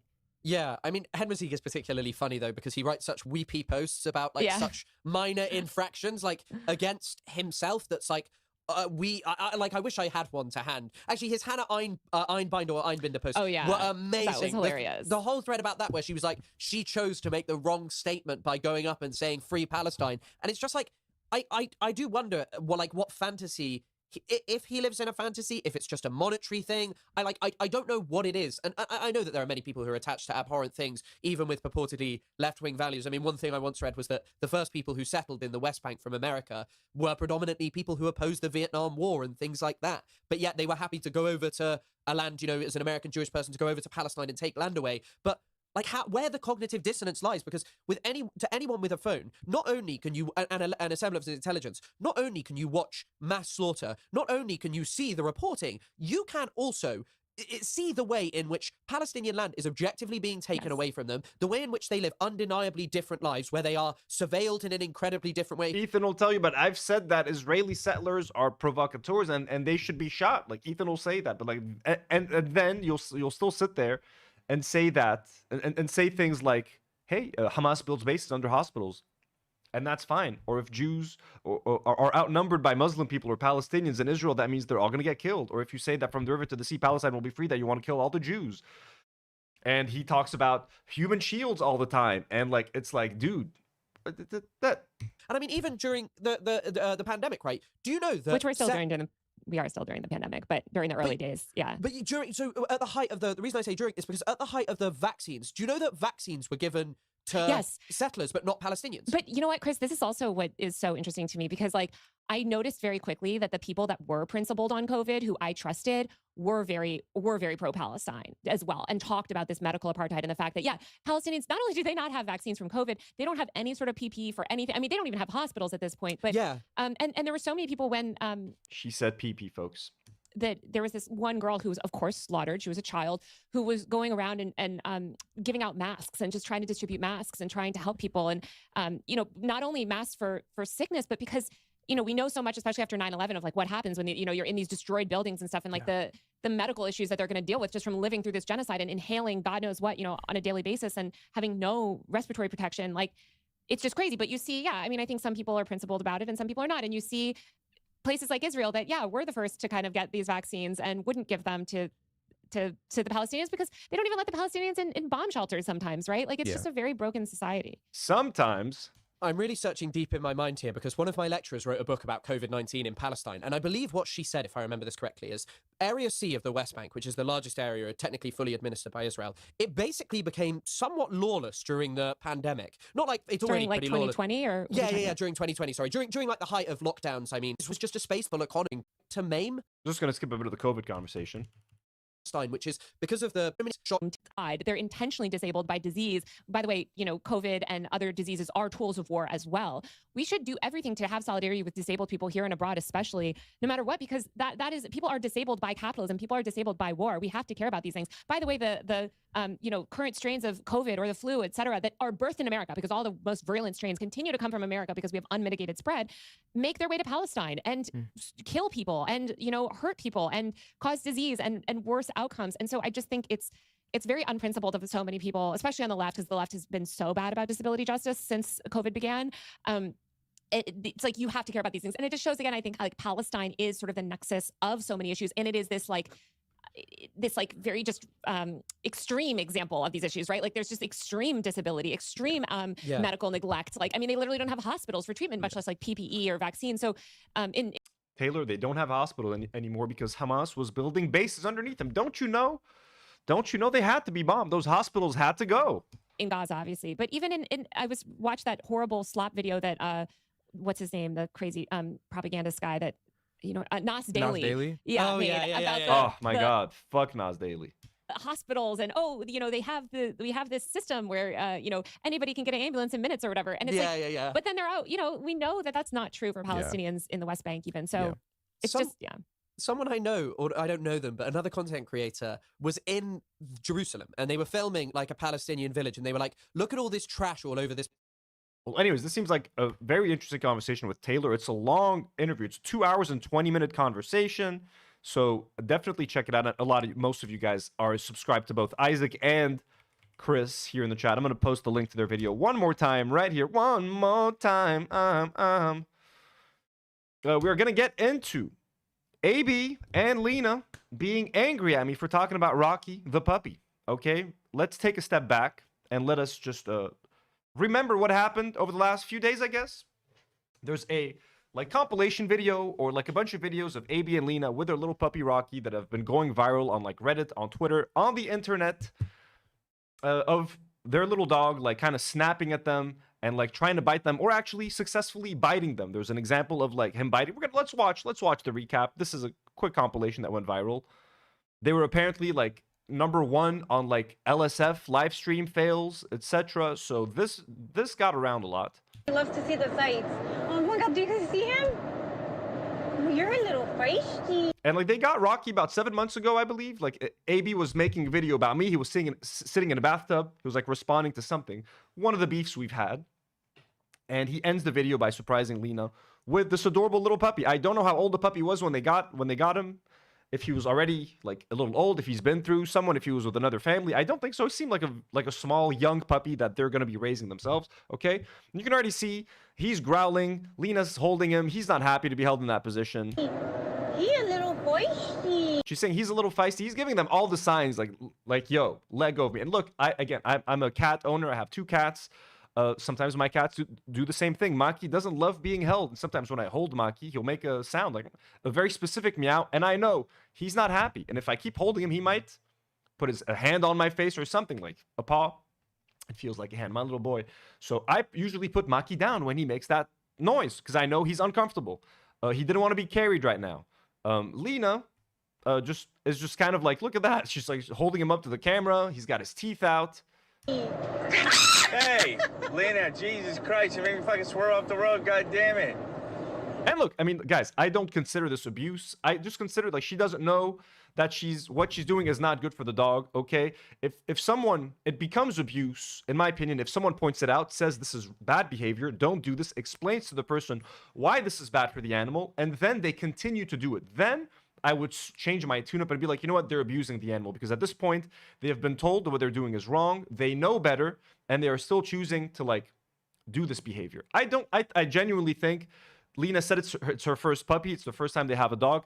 I think they don't know at this point. And now they do know. I think now at this point they do know, and I hope to see change in whatever they're doing. But also I understand that like, look, they're defensive, okay? And I'm not here to defend them. I'm not here to criticize. I'm just talking about this, okay? This is a fun topic. It's a slow news week, okay? I understand how people can get defensive online, okay? I have 2 cats. Imagine someone made a video about me being like, hey, Anthony doesn't know how to take care of his cats, or he's a bad cat owner, or people in my live chat are telling me don't do this or don't do that. But you kind of need to understand that people want to help you. And if you're going to raise your dog online, like live on TV, essentially, if you're gonna broadcast the whole thing, and if throughout you broadcasting your cat, people are noticing behaviors that your dog, people are noticing behaviors that they want to correct or adjust or give you advice on, you're not really in a position to like reject them. You're on camera. Everything you're doing, right or wrong, is on camera. If I were to do something to Maki while we're filming and I'm holding him and he's clearly unhappy and like he scratches me or he bites me, and then someone in the chat is like, hey, I can't understand why your cat bit you. You were holding him in a position, he vocalizes discomfort, you kept holding him or you kept petting him, then he bit you. I'll be like, oh, you know what? Great advice, thank you. I need to change that, right? You are getting very defensive, like, no, he's our dog. And I understand everybody has a pet. We all think we take great care of our animals and that no one can take as good care of them as we can. And of course, you're going to get defensive. He's your puppy. I'm sure you guys love him. I'm sure they love the puppy.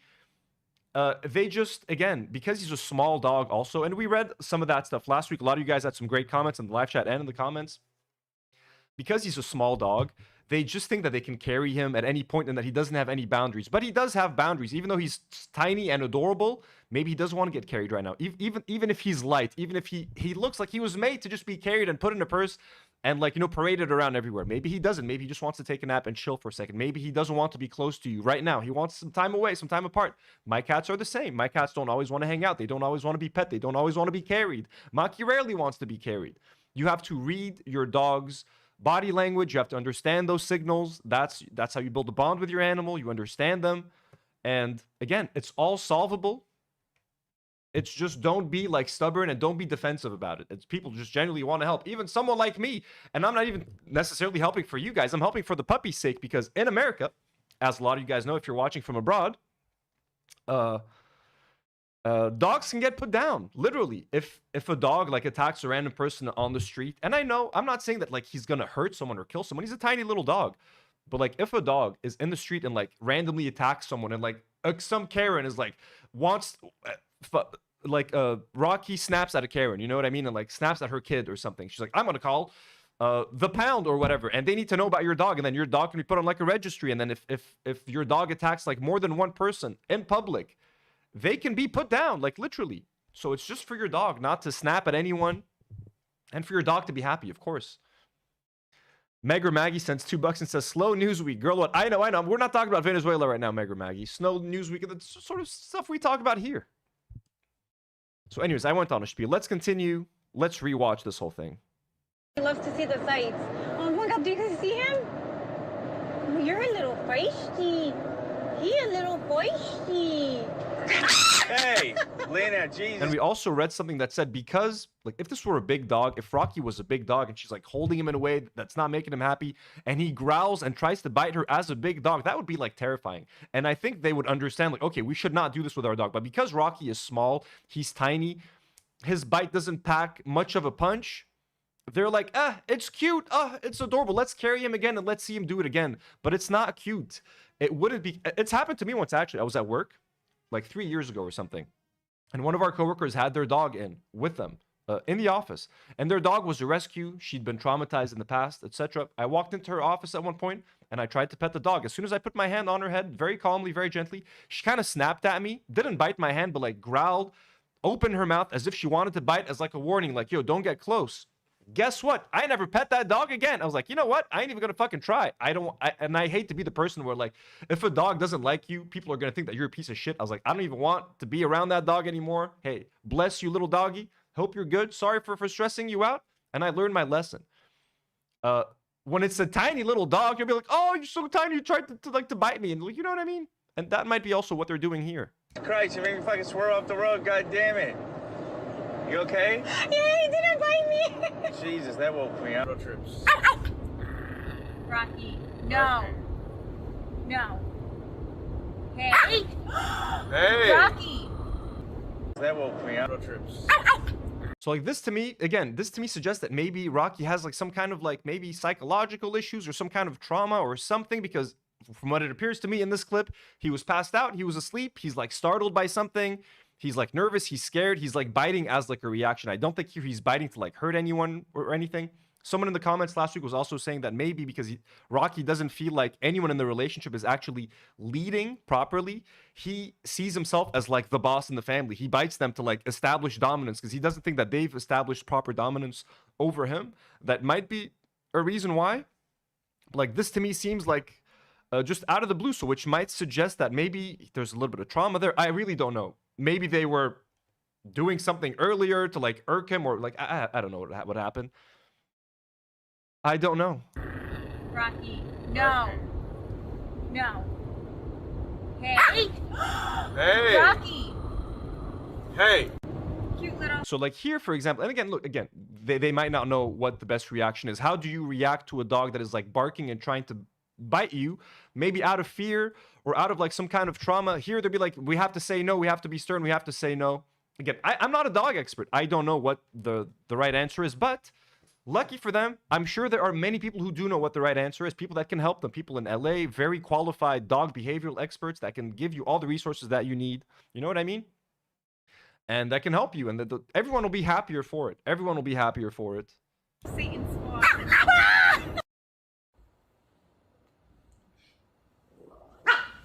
So again, here too, very unprovoked. Like, I know some people, like the first example, Lena carrying Rocky. He seems upset. You can kind of blame her for him biting her in that case. He showed discomfort and he wasn't happy being carried. She kept doing it. She's like, oh, he's being feisty. He bit her. Okay, we understand that. Right now, he's kind of in bed next to AB. AB's asleep. He kind of like lunges at AB and bites him. Again, I don't know what caused that. I don't know what happened 10 seconds before that clip was screen recorded. But just that clip suggests to me that this is something that like some kind of trauma or some kind of like anxiety that the dog has. Maybe some kind of mental, when I say mental disorder, I'm not trying to say it in an insulting way, but like maybe he needs medication, or I don't know. I really don't know. But like this to me, like there are examples in this video where you can point and be like, this is AB and Lena's fault because they're not doing the proper thing with this dog in this moment. And I'm not saying they're doing it maliciously or anything like that, okay? But there are some other examples where genuinely I worry for like is the dog okay, or can you train this kind of behavior, or does this need something else? Rocky, no. Drax says this is asserting dominance. No. Waffle House is one of the world's leading server of eggs, so why don't we talk about them first? All of our egg breakfasts are automatically served with grits and white toast. Drac made a good point actually. Yeah, when the dog woke up from it, let's go back a little bit here. That woke me up. Trips. Rocky, no. No. Hey. Yeah, so actually, yeah. So instead of saying no, Drac made a good point. How about you have to comfort your dog? Like when your dog wakes up from a nightmare and is like stressed and scared, maybe comforting him instead of saying no. But again, because they don't know, and because they're new at training a dog, they're not going to know, and it's fine. And this is where people like, you're giving them too much grace. I'm not trying to give anyone grace or whatever. They clearly just don't know, and they're getting the information, but they're being defensive while receiving the information. Just like Ethan is defensive when people are calling him a Zionist, instead of being like, what am I saying that is making these people call me a Zionist? He's like, no, you're all wrong. And now AB and Lena might be doing something similar. Like, you're all wrong. We know what we're doing. What we're doing is perfect. But yeah, you got to pet your dog like when he's worried. When cats have nightmares, they generally start like twitching in their sleep, kind of like moving, and you kind of know that you want to wake them up. We were on stream last time. Me and Demi were playing the Avatar game. Nata started like really having like a bad nightmare. Right away we woke her up, we pet her, we make sure that she's okay, that she's fine, she's safe. Try to do that with Rocky. Next time he's freaking out, like if you think it's out of the blue or in the middle of his sleep or in the middle of the night, just be like supportive to Rocky. Hey. Rocky. Hey. Cute little Satan spawn. No. Waffle House is one of the world's leading server of eggs, so why don't we talk about them first? All of our egg So breakfasts again, here, are this is an example of, I think, boundaries. Like, they're not respecting the dog's physical boundaries. Because he's small, because he's tiny, because he's light, they can pick him up anytime, anywhere. They assume that he wants to be picked up anytime, anywhere. He doesn't seem comfortable here. She's like waving him around. She's like, woo. And again, I'm not saying that to make her seem like she's a bad person. She loves her puppy. She wants to hug her puppy. People, I like to hold my cats and hug them and hold them tight. I'm not saying they're bad people for doing this. But again, it only becomes abuse when you're corrected repeatedly and you're told how it should be better when evidence is presented to you, and when you refuse, you choose to ignore that evidence, and then you choose to keep perpetuating the same kind of behavior, then someone could say that you're mistreating these animals. Okay? In that scenario. In this case, again, I just think they're ill-informed. That's it. the world's leading server of eggs. So why don't we talk? So here, he's probably making sounds. I think he's making sounds like, yo, I kind of want to get down. Put me down. Don't keep carrying me. Lena is, you're like, oh, let's like having fun with him. Okay?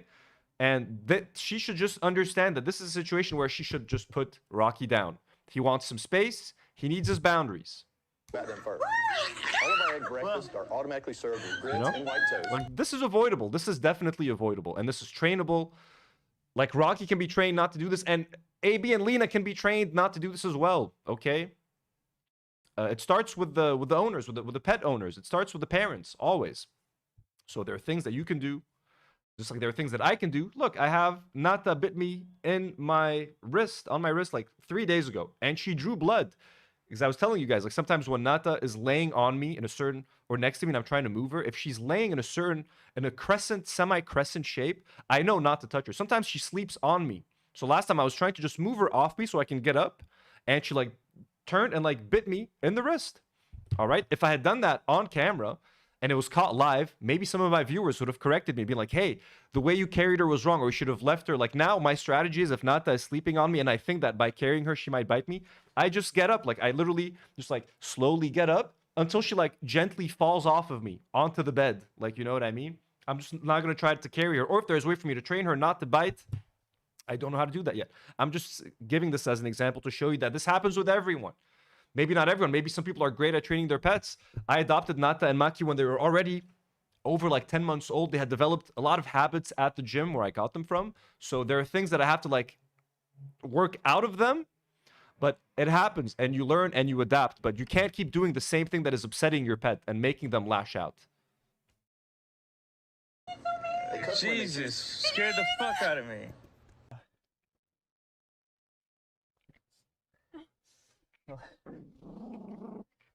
And again, I mean, this was an example, and I think AB and Lena reacted when they turned on my stream when they were in the car. We're going to get to that later. They saw me talking about this part, but yeah, you can clearly see AB putting his finger inside Rocky's mouth. He's taunting the dog, try to show how rough the dog is, and then Rocky's actually going to bite them.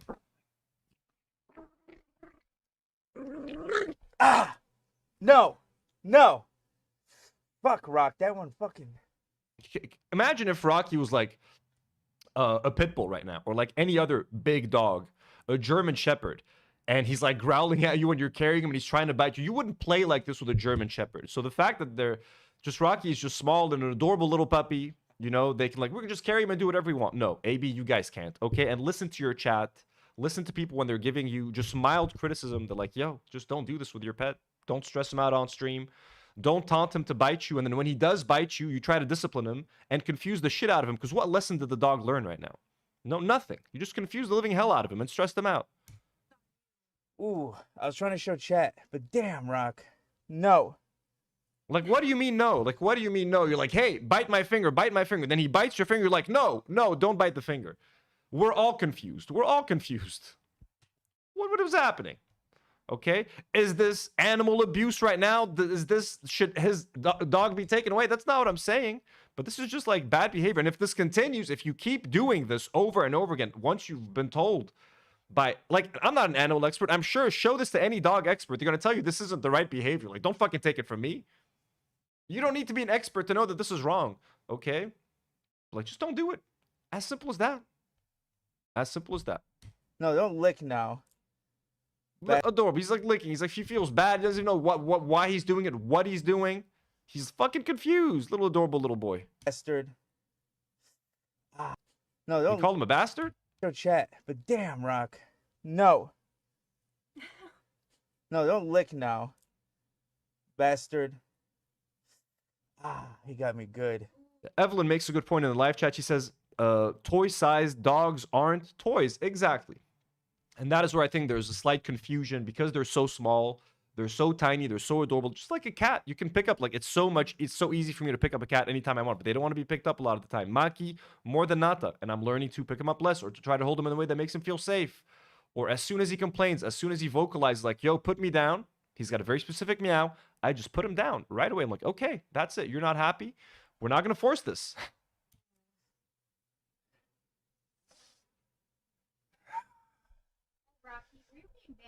You're encouraging the behavior by engaging with it? Fuck you! Don't keep my dog's name out your fucking mouth. This is probably one of his fans. Like, and they didn't even say anything. They're like, you're encouraging the behavior by engaging with it. That's all they said. No one said you're a bad dog owner. No one said like, fuck you, AB. This is horrible. This is abuse. They're just like, hey, you're encouraging this behavior by engaging. And he's like, fuck you. Now he's saying it while he's laughing. He's saying it jokingly. But I mean, you can tell he's already getting defensive, and he feels like these people are telling me how to raise my dog, my baby, it's my kid, etc. You know what I mean? Fucking the hater who I've been toying with in chat's gonna talk to me about the dog now. I was trying to get a good view for you guys. so you can see his little goblin mode. But yeah, I'm bleeding. He got me pretty good. I was trying to get a good view to show you his goblin mode. Well, don't, because the goblin mode, you're stressing him out. And I think, yeah, people like the dog thinks he's the boss in the house right now. He's bossing you guys around. What did he eat? I don't know what. I couldn't see it. I don't know.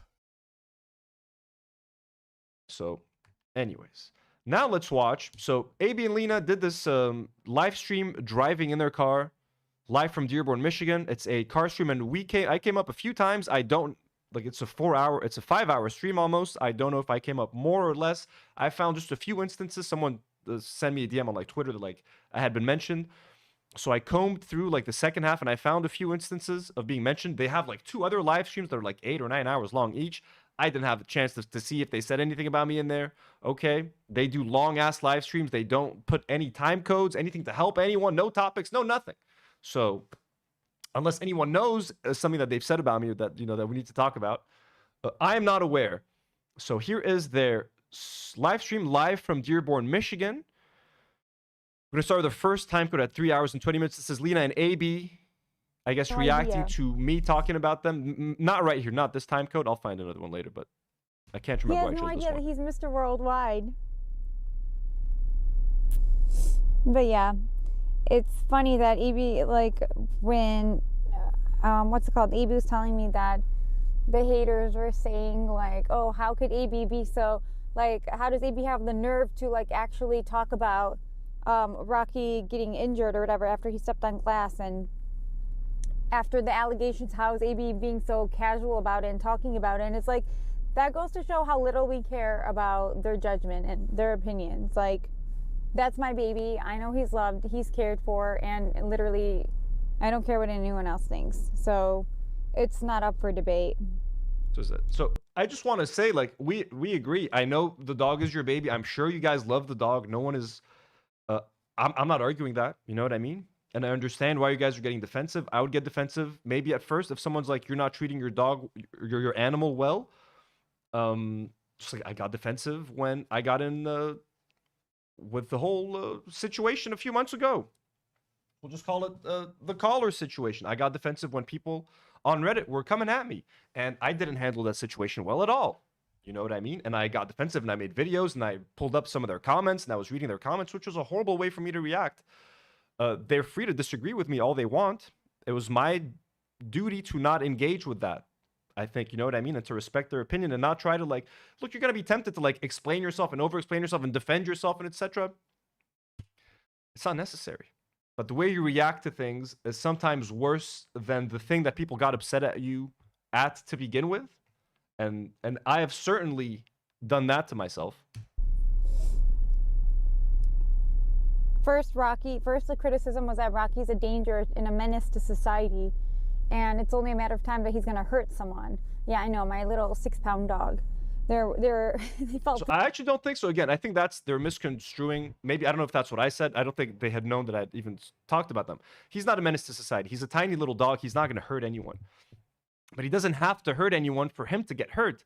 It's just enough for him to, like, try to bite someone or, like, bite like a child. Unassumingly, unexpectedly just snaps at someone. You guys are waiting in line to get a fucking bagel somewhere, and, like, you're holding Rocky. Maybe he bites someone standing in line next to you. Like, I don't know. Maybe you're walking somewhere at a park. A kid approaches the dog, and he bites the kid accidentally or something. I'm not telling you the kid is going to need stitches, but Rocky is going to be put on some kind of, like, fucking list of, like, dangerous dogs that need to be maybe put down or something like that. You don't want to deal with that. Who wants to hear that kind of news about Rocky? We know. I'm sure you guys love your dog. I'm sure that you guys want to give your dog the greatest life ever. I'm sure. You know what I mean? Far Twain sends a $5 donut. Thank you so much, Far Twain, and says there's a great post on Leftovers Reddit, what AB and Lena claim versus what Anthony actually said.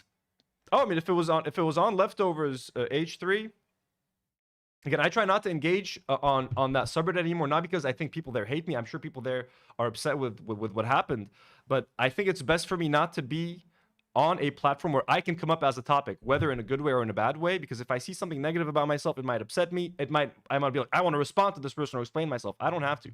People should be allowed to talk about me and criticize me freely without me lurking there and like trying to respond, or it getting me angry and then me wanting to read their comments on stream.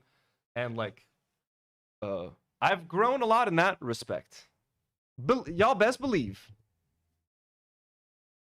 Threatened by Rocky, and now he's a victim of his owners. So I don't know. And I don't think he's a victim of his owners. Again, it's only abuse, it's only neglect, you're only mistreating your animal if the information has been given to you. Okay? And if you've been told, hey, doing this is not good for your dog, it's not good for you, and ultimately you could even get your dog put down. If you keep engaging in that behavior, then people can really criticize you and really call you other things. Right now, it's just mild criticism. Be lucky that it's these cute little videos that are going viral online in a way, because it's kind of cute and funny. It's not cute because if the dog is stressed, that's not cute. But like, it's still harmless. It's still 7 months in. Rocky can get better. It can all be fixed. You know what I mean? And he's still young enough where he can be trained. He's malleable enough. Wait, who is Chase? What did I miss? Chase is a very sweet, lovely fan that we met along the way. He told us about the world's biggest truck stop ever. And we met him there, and it was so lovely. And he got to meet Rocky firsthand. And he even said Rocky was lovely, right, Chase? Let's cut a little bit to where, let me just pull up the time codes where I come up. 3:33. 1 second. 3:33. In Arabic, I wouldn't expect AB to understand it, but then if somebody says something in Arabic, I wouldn't expect he knows some Arabic, but he always surprises me with how much he knows. Like, there's some things, like, if somebody says something in Arabic, I wouldn't expect AB to understand it, but then he'll respond or he'll say something. I'm like, oh my God, you understood that? Hi. Hi. Sorry. What did you get? You walked out with no jacket? I know. I'm trying to get sick and die. Okay, chill out, Intisar. A little dramatic. My mom would be so disappointed if she saw that.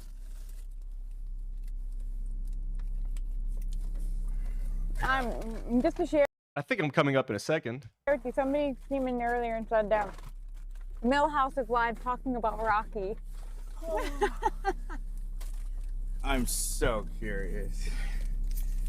I need to spice up this stream. I was losing steam. I was losing steam on stream. I'm happy. I'm always happy to spice up your streams, AB. If you're losing steam, if you need something to talk about, hey. And again, if they'd actually watched the segment and seen how mild my criticism was, I'm like, hey, they should, like, it's easy. And I was pulling up videos of like how to train your dog and pulling up articles of like what they can do to help their dog. And again, it's just like Millhouse said what? It's like, actually watch. Like, it's kind of funny. Like, their audience, I don't think your fans like you, man, because your fans just want to piss you off. Your fans want to mislead you. Like, your fans are like, Millhouse said this about you. Oh yeah, did you say how Millhouse said that like they shouldn't lose their dog, that like it's fine? How I'm like giving examples of like how I sometimes fuck up with my own cats, and like how people should be given a chance to learn, but if they refuse to learn, if they don't want to improve their behavior, none of that. Hey, Millhouse is talking about you, and they know AB's gonna get all angry when he's in the car. It's like, I don't think they care about you. They just want to stress you out, man. My audience never wants to stress me out. They know that when I stress the fuck out, the show goes off the rails. They don't want that, you know? It seems like his audience just wants to stress him out. You know, usually when it comes to pets, though, he's a little reasonable, but he might want to be careful. Steam on stream. You know, usually when it comes to pets, though, he's a little reasonable, but he might. Because usually when it comes to pet stuff, he's usually reasonable. Of course I am. Of course I am. When it comes to pets, to kids, to living creatures that have nothing to do with the internet drama or whatever we're talking about online, of course I'm going to give grace. And I don't want, you think I want someone to like, Anthony should get his pets taken away. Ethan should get his dogs taken away. Ethan should get his kids. Like, I don't care about any of that stuff. You know what I mean? But this is just a video. The whole internet is talking about it. You guys were literally trending on live stream fills. #1 trending. Everyone's talking about this video. You know what I'm saying? Why wouldn't I want to give my 2 cents? And again, we're best friends, aren't we, AB? You watch all my streams. Habib al AB. Want to be careful. If he's too reasonable, he'll get a little bit of Hate. He'll get some hate there from his audience. Mm-hmm. My guy, my audience does not hate me for being reasonable. Leftovers H3 don't hate me because of my takes. I mean, some of them might hate me because of some of my takes. It is completely fair. You're allowed to hate anyone. No one owes me their view. No one owes me shit. I think why Leftovers is upset with me is, again, like I said, it was my reaction to the whole thing. It was like me making a couple of live streams, like over explaining myself, responding to people's comments, and then having H3 like using some of the stuff that I said to like try to help prove his point. You know what I mean? So I understand all of that, and I do regret a lot of how like I reacted. I don't regret technically, like, look what I said, my opinion on like what the caller looked like. It's all of that. To me, that is irrelevant. It's mainly how I responded to it, and everyone who's left, everyone who still wants to watch, understands that. You know what I mean? And if anyone was very upset by what I said, then hey, there's nothing I can do to change that. All I can do is explain my and change my behavior after what happened. And like, yeah, I don't want to engage with this stuff. I don't want to engage with negative comments about myself. I never want to pull up negative comments about myself and read them, and try to make the people that wrote them feel bad. You should be allowed to get on Reddit and fucking let loose on a creator that said something that you don't like. You know what I'm saying? You should fucking be able to do it, as long as you're not harassing them, as long as you're not sharing their address, as long as it's not leading to any real life harassment. Again, it's weird for me. I just realized that it's weird for me to be in a community where I might come up as a topic, because it's not fair for like the people that are engaging in those conversations. They want to have free conversations about a creator, and it's not fair for me to be maybe exposed to like this negativity if I don't want to be exposed to it. But yeah, but I understand why they're upset. I don't think no one's gonna care that I'm being nice to you guys, or that I'm not asking. Like H3, Leftovers H3 does not want you guys to have your dogs taken away. That's not their goal, and they're not expecting me to say, if I don't say that your dog should be taken away, then I'm gonna be banned from the community and I'm gonna be you know, excommunicated. That's not what they want. They just want you guys to take better care of your dog, because clearly you're not doing it right, and it's there on stream for everyone to see. Okay, and if you feel like they're having a little bit too much fun at your expense, just think back at how much you guys talked about Kaya and Collargate and animal abuse and all that sort of stuff. So you can't participate on a snark podcast and then be upset when people want to criticize you guys. That's what I have to say about that. And Leftovers H3, my salutations to you all. Far Twain sends a $5 dono and says, it's amazing because the entire H3 fan base hate, and I mean hate AB. They want him fired. I know he had a lot of problems with them, and people would say that he's not left enough. He's not right. He doesn't agree with Ethan enough. I think he has a lot of fans, definitely. I'm not going to say the entire H3 fan base hates him. No, and a lot of them love Lena, and I used to love AB, and I used to really love Lena.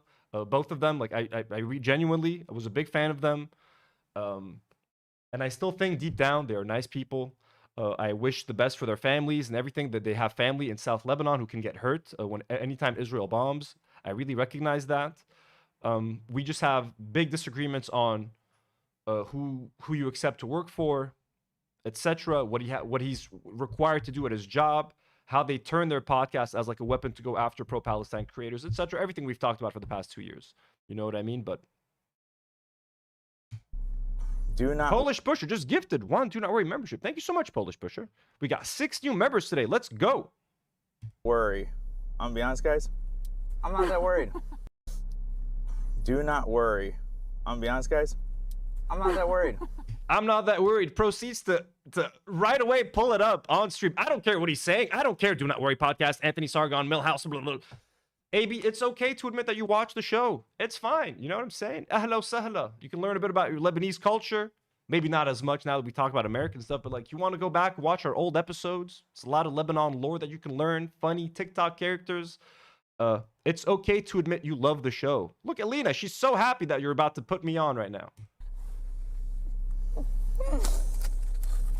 What's up with AB and Lena's puppy? No, that's the title? It's such a mild title. What's up with AB and Lena's puppy? What did I call the episode? The government needs to take AB and Lena's dog away, or AB and Lena are abusing their dog. Like, what's up with the puppy? What's up with the puppy? But they need to get, they need an enemy. They need to be angry at someone, you know? They need to be mad at someone. And that someone is me. I'm the bad guy. Oh my god. What are you doing? You can't do this, man. It's so confusing. It's like, wow. Bite me. Hey, you bit me. No, no.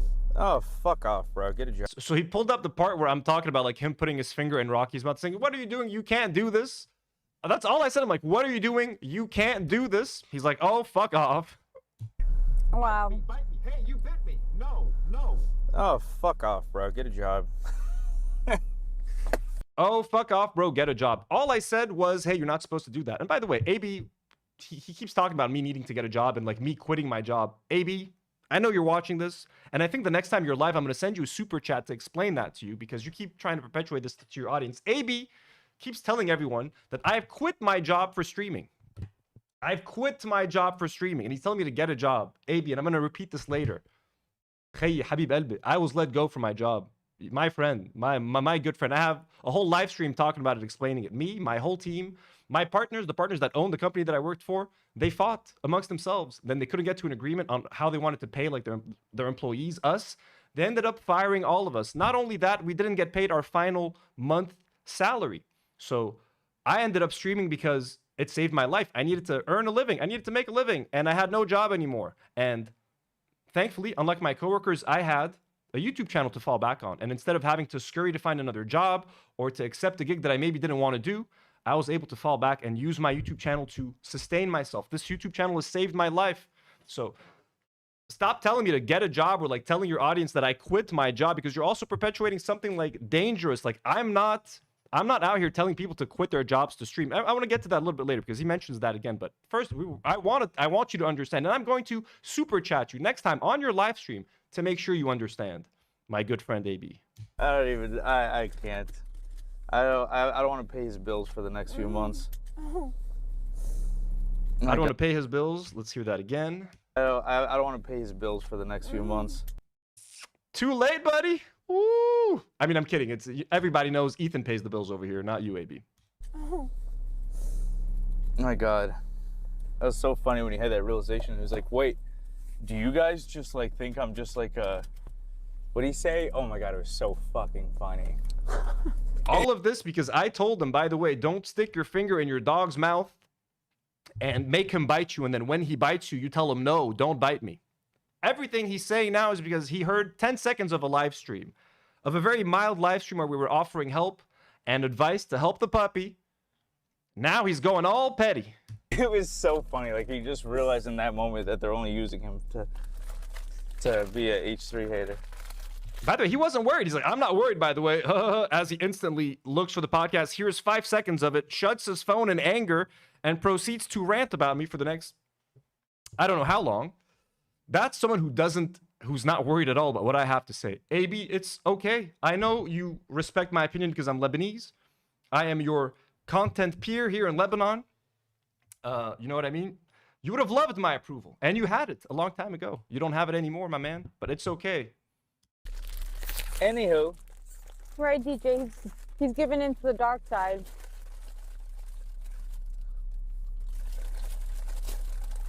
How have I given? So I've given into the dark side by like literally giving them like advice on how to help their dog, and like being like their dog should not be taken away. It's funny. Cedar Down Under. Holy Cedar Down Under is back, folks, after gifting 25 memberships last week and going crazy. He has just gifted 10 new memberships. Holy shit. We got 10 new members on the channel, folks. Cedar Down Under. All the way from Australia. Let's update these members, folks.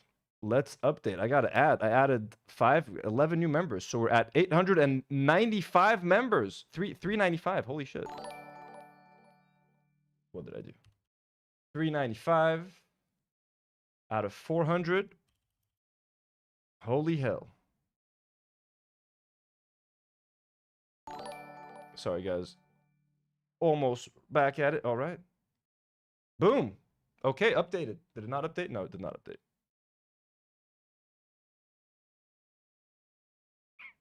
Oh, there it is. Boom.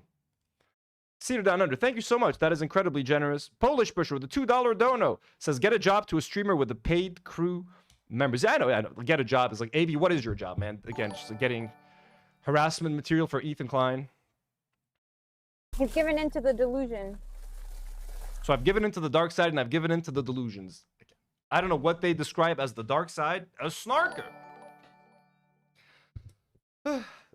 If you guys are going to comment on what I'm saying, you have to watch the content. If you guys want to call me whatever names you want, or you want to say that I'm pushing some kind of narrative, you have to watch what it is I said to then back up what it is you're saying, because right now you're not doing yourselves any favors.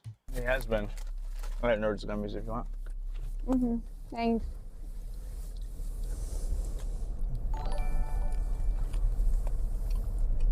Chad said, don't. Oh, Cree said, don't give him the satisfaction. I won't. These dum-dums. Don't give him the satisfaction. I don't want any satisfaction. I want you guys. I don't want your dog to accidentally, like, what is it? What is the fucking word? I don't want your dog to fucking snap at someone accidentally in the street, man. Like, that's it. And you shouldn't want that either. We'll give them some free advice, though. If you guys want to grow whatever stupid shit you're doing, how about talk about someone who people give a fuck about? I know. People are like, who the hell is AB and Dummies. Lena? And Rocky. Dummies, who are going to watch this? Who's going to watch this? Who the hell is AB and Lena? Why do we care about their puppy? Man, Chick-fil-A out here, guys. Don't you guys want, I mean, if you guys want to be successful streamers and stuff, people are going to want to talk about you. If you want to grow your stream successfully, you need to be top of mind. You know, you have interesting viral clips going out. Hey, I mean, shit, I've technically had people talking about me, maybe not in the best light, but that's helped, you know? AB's in another video, like in his bathroom, being like, we were #1 on LSF. Thank you for giving us clout, guys. We're #1 on live stream fails. Thank you so much. Do I have that link? Like, he tries to pretend that he doesn't care. It's like, dude, he's literally happy that he's on live stream fails. And he pretends that he doesn't want people like, why are you talking about us? That's, you crave attention. That's all it is. You have this job. Everything you do is about attention. Top of live stream fails, and they finally did it. And thank you guys. Yeah, but yeah, we were like the #1 post on live stream fails. The snark has been trying to get me at the top of live stream fails, and they finally did it. And thank you guys. Please, regardless of how you feel about them, let me just give a special shout out to the snark. Thank you so much for boosting our stream. I really appreciate it. People are making videos about it now. It's going everywhere, and it's funny to see. You're welcome. So are you upset or are you happy about the videos? It's like, why are you making videos about us? Who cares about AB and Lena? On a separate live stream, thank you for making videos about us. Thank you for giving us clout. Thank you for getting us to be #1 on live stream fails. I'm never gonna thank you guys for being #1 on live stream fails. By the way, you know what I mean? I don't have that much dignity, but I have enough dignity for that. I don't know why he's sitting in a toilet, hugging a fucking toilet bowl, and being like, I'm happy to be on top of live stream fails. Everyone thinks I'm a shit dog owner. In the comments, even people are like, I have no idea who these people are, but clearly she did not pull his tail. So if you guys don't know what I'm talking about, there was a clip of me and Lena in the car. And okay, the pulling the tail thing. Did I miss that? I think I missed it. Eric, 4729, just gifted 1 Do Not Worry membership. Thank you so much, Eric. We're at 17 new members today. Let me try to find that other clip, because let me see about this dog pulling. This tail pulling. I don't have the clip right now. Fuck it. So anyways, just AB pretending like, why are they talking about us? You love it, AB. You want people's attention. You want people to talk about you. You want people to talk about your stream. No matter what. You don't care how you get publicity. You're happy to be #1 on live stream fails. So that's just a little... Holy shit. Sita Down Under with another 20 gifted memberships. Holy shit. So we just got 21 new members. Holy hell. Sita Down Under, you're going crazy, sir. You call that a knife? That's a knife. You've got to stop with the generosity there, sir. Cedar Down Under. That's way too much. It's for the gray ones helping you guys out. Hopefully you get them. Dude, Cedar, that's so fucking generous, man. Guys, Jordan Starr's now a member. Funk Monk, Amelia, Jasmine, Reed, Bratty Brows. Holy shit. Caesar Fettis. Sky Eve. Holy shit, man. I don't know what to say. Thank you so much. Cedar Down Under. So much love. We've got 37 new members today. That is batshit crazy. Yeah, so there's only a couple. Man. People go crazy for They it. go crazy. They're in line forever. Are they talking about Chick-fil-A? I miss Chick-fil-A so much. I love Chick-fil-A, guys.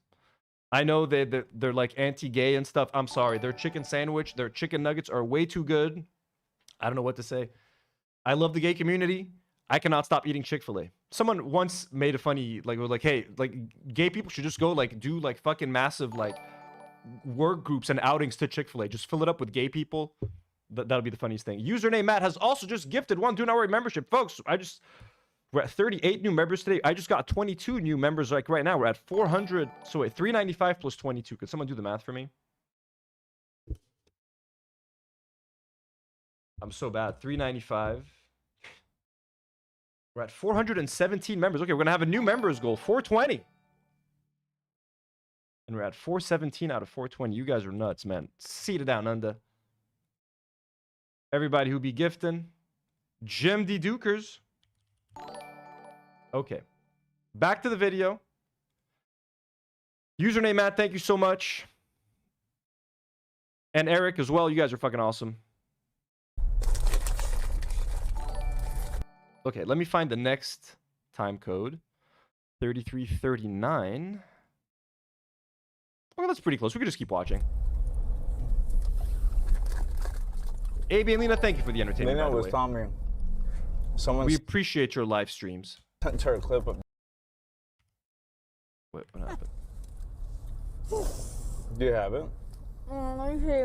Let me put my check. 420, let's go. Hell yeah. Fart Twain says a $5 dono says LSF is a Destiny fan ran.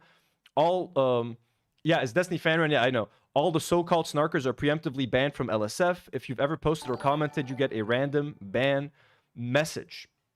So very much run by like Destiny fans. That's right. I think I've been on there. I've probably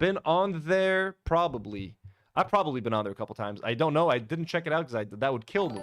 That would kill my self-esteem. But I mean, I think if I were on there, it was probably for criticizing like Asmongold or something. So like, again, it's like, Jesus Christ. Thank you, Fartrade, for the generous dono. I guess Denims came in with her hard-hitting commentary. By the way, guys, again, W's in the chat for Cedar Down Under. Like, holy shit. He just gifted us like 30 new members. Like, Jesus Christ. And with the 25 last week, he is single-handedly populating these members' live streams with members. So, Cedar Down Under, thank you so much, friend. The dingo ate your baby. I'm shaking in my boots.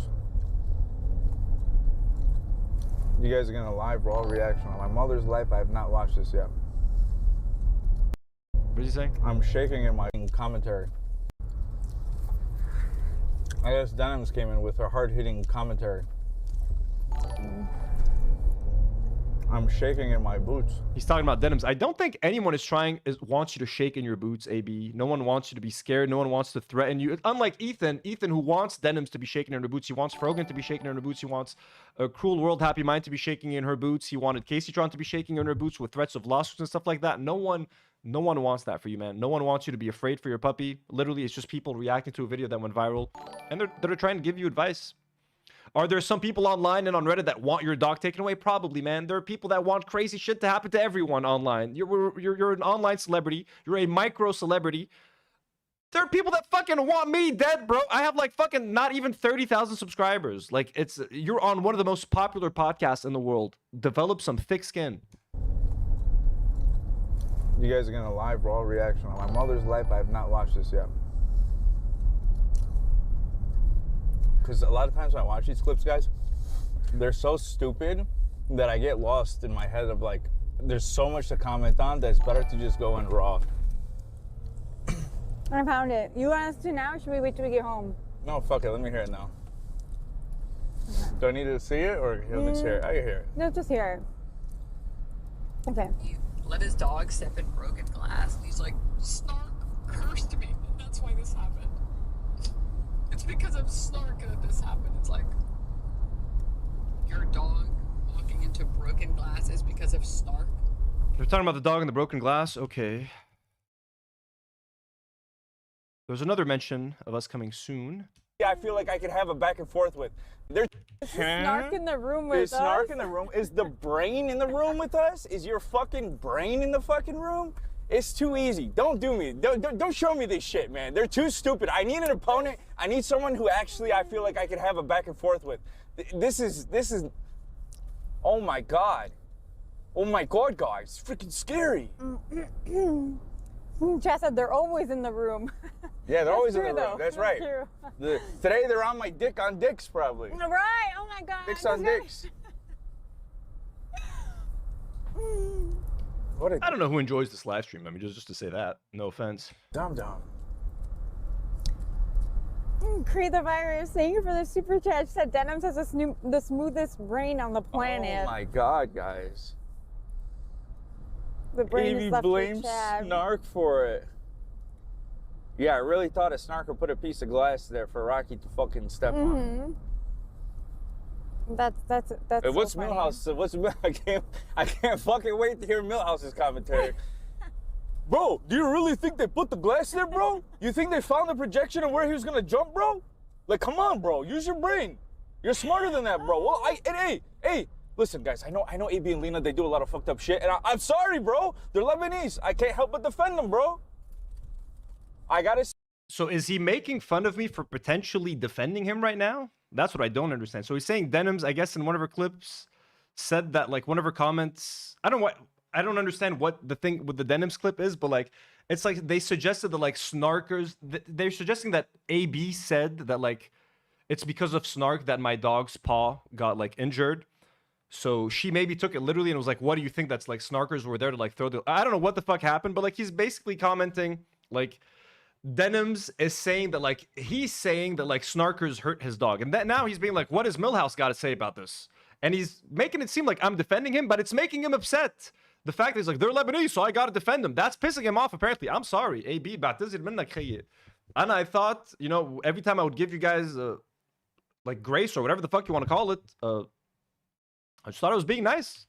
Why is he going after me now? That's Hey, what's so funny. Millhouse? I can't fucking wait to hear Millhouse's commentary. Bro, do you really think they put the glass there, bro? You think they found the projection of where he was gonna jump, bro? Like, so he's saying that like I'm saying that like it's stupid to suggest that like Snark would have injured the dog or like that. Like, yeah, I don't even know what the fuck he's saying, guys. I don't know what he's saying. He's just obsessed with me. AB, it's okay. I'm your Lebanese brother. Okay, you want me to approve of you. You want me to like you. It's okay, AB. It's okay. I know you're a fan. He a fan. He a fan. He a fan. come on, bro. Use your brain. You're smarter than that, bro. Well, hey. Listen, guys. I know AB and Lena, they do a lot of fucked up shit, and I'm sorry, bro. They're Lebanese. I can't help but defend them, bro. Sorry for defending you sometimes. And again, I don't call it defending. I just show you guys a little bit of grace because I know people can grow, people can change, people say or do things that they can take back later. They can amend their mistakes. I don't know why they're obsessed, and also obsessed. But right now, like, what is it? I gotta say something. Leppy said he said you guys are bad dog owners. Yeah. Leppy said he said you guys are bad dog owners. Did I say they're bad dog owners? I didn't say you guys are bad dog owners. I said you're inexperienced dog owners. I said you don't know what to do yet. You're not a bad dog owner. Maybe you are. I mean, maybe technically you are if you're doing bad shit to the dog, but like, I can't call you like bad dog owners unless we give you a chance to like learn from your mistakes, improve your behavior with the dog, and then you won't be bad dog. You'll be amazing dog owners if you actually listen to feedback. Not necessarily my feedback. I'm not an expert. There's a ton of dog experts that'll tell you what you're doing wrong. Listen to them. Show the world that you can like just grow and change and like accept the mildest fucking criticism. Like, yo, don't carry your dog if he's growling and doesn't want to be carried. Like, that's fucking obvious. I didn't say, and if I said you're bad dog owners, it must have like fucking slipped out or I was reading a fucking comment.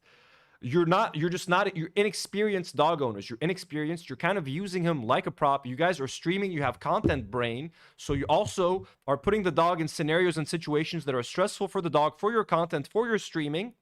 It just needs to change. That's it. Take care. Enjoy your lives.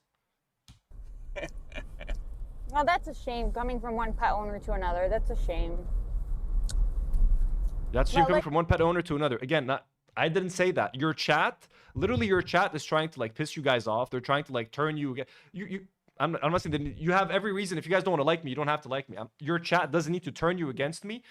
But they're not like looking out for you. You guys are out there driving and they're telling you this guy is saying all this horrible shit about you and your dog when I really wasn't.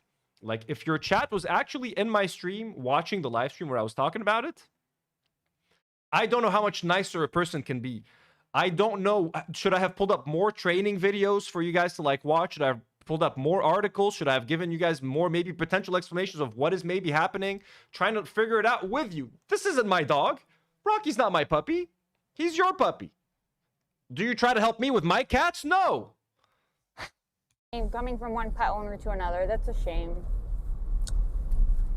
But like I said, I don't care what anyone thinks. It's not up for debate, and I'm not interested in debating anyone about it. You guys. No one wants to debate you. It's not even a debate. Like my feed, like, are you guys? It's literally just there's a few things that you guys are doing wrong. This, what are we going to talk about? I'm going to get on a phone call with you guys and try to talk about dogs who are looking for. Just to say this in general, this applies to Millhouse or anyone else who is looking for that. To try and get some fucking shit out of by the way, he's doing that because he got so much shit from his audience for what he said about Hassan and that whole situation. But anyways, any of you guys who are trying, so he doesn't even know what I said. He's saying that I'm now criticizing their dog video because of what I said about Hassan, and I want to make it up with the I don't base my life around one subreddit or what I think they want me to say, what I think they don't want me to say. You think if me criticizing you and Lena right now is gonna welcome me into a subreddit back with like open arms, like, you know what, we disagree with all the stuff that Anthony said, but he did say this one thing we agree with, so he's back on board, we love him again. It's not about that. It's not even what I want. Everyone's talking about your video. And I'm offering very like just mild friendly advice, literally friendly. We're not friends. You don't like me. You know what I'm saying? It's fine. It's just friendly advice. You can take it, you can leave it, but don't, like, you haven't seen the segment. You're listening to what your chat is saying, and now you're making all these assumptions about me. He's saying this. He wants to get back on Snark's good side. What the fuck have I even said, my man? What the fuck have I even said about you? To make something out of nothing with him, y'all are sickos. It's like you're looking at our child and trying to fucking form something out of nothing. You guys are fucking perverted. It's disgusting. Mm-hmm. Bro, he called me a pervert. I didn't call you a pervert, dum-dum. When did you call me a pervert? When did I even say that? What is happening? AB, what is happening, man? What is happening? Did I call for your pet to be taken away? Am I calling for your pet to be taken away? When you said that your pet got injured by stepping on glass, I said, Salim, I hope your pet's doing better. I didn't say that you were irresponsible for letting your dog walk on glass. I didn't say it was your fault. Shit happens, man. Shit happens. You could have been maybe more careful. It's fine. Salim, we want your puppy to be fine. We want everyone to be happy. We don't want the puppy to attack anyone so that the puppy doesn't get hurt. Not the person. Your puppy's not going to hurt anyone. He's too tiny. Okay? But if he snaps at a kid or something, that's all we're saying, my man. Chillax, AB. Chillax. Chillax. I can't keep up with these people. Oh, thank you guys. They're saying we're the best dog owners. No, you're not. Also, don't listen to your chat. Like, no, they're just saying this to cheer you up. You're the best. You're not the best dog owners. You are novice. You are beginner. You are inexperienced dog owners. You might become the greatest dog owners in the world a few years from now. Maybe in a couple of months, if you do everything right, you could become amazing. Shit, I'm not the greatest cat owner in the world. Not by a long shot. I try my best. I try my best. That's it. You guys need to try your best. That's it. That's all people want you to do. Try your best. And if you're making a mistake and if people correct your mistake and you don't try to correct your mistake, that means you're not trying your best. It means you're not trying. You're not trying. You're being complacent. That's it. Okay? I'm not this like boogeyman that you guys are trying to make me out to be. I'm not this fucking monster that your community is trying to make me seem like. And I'm not trying to get on your good side. I have nothing to get by getting on your good side. I don't give a shit. I'm not trying to get on a subreddit's good side. Okay? If they want to watch, ahla sahla. But, you know, Part Twain with another $5 dono says, I dare AB to attack Hassan or defend him. Either one, see how your audience reacts. Yeah, AB's kind of stuck. AB's kind of stuck in the middle, man. AB and Lena are a bit stuck. But at this point, I think they're firmly on the Ethan side. But yeah, AB used to get shit on for defending Hassan or for not defending Ethan. He can't win. But now that Ethan's audience is devout, but like, now that Ethan's audience is full of Asmongold fans and Nick Fuentes fans, yeah, they're not going to love the Muslim Arab that's on their live stream. Joey Starry-Eyed just gifted 5 Do Not Worry memberships. Holy shit. 5 new members, folks. We're at 5. We have crossed the 420 mark. We have crossed the 420 mark. 5 new memberships. Holy shit, man. Thank you so much, Joe Starry-Eyed. You guys are being crazy. We got 43 members today. You know how I know I'm the best dog owner? I am the best dog owner. And then I'm just like, oh, I guess he's a good dog owner. That's all you have to do. The hate that these people have for denims is kind of crazy. Bro, it's like, dude, it's like, whoa, it's like, bro, it's like, whoa. Yeah, I know, bro. These talking guys are again. like one level of intelligence above that fucking dum-dum. I'm so nice. I'm genuinely so nice. How many times have I now listened to them like being complete fucking dicks and I just take it all in stride? I'm just like, I'm not gonna be mean. I'm not gonna be mean. There's already enough clips of me being mean online.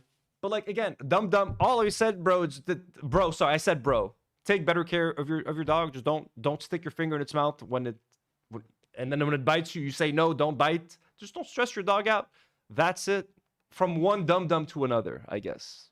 Whatever that means. Leppy said, you guys don't need to prove yourself. Let's hear Lena's impression of me real quick. Dog owner. That's all you have to do.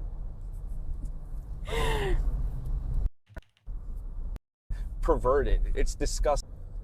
I can't keep up with these people. Wait, did I go back too much? Dog owner. And then I'm just like, oh, I guess he's a good dog owner. That's all you have to do.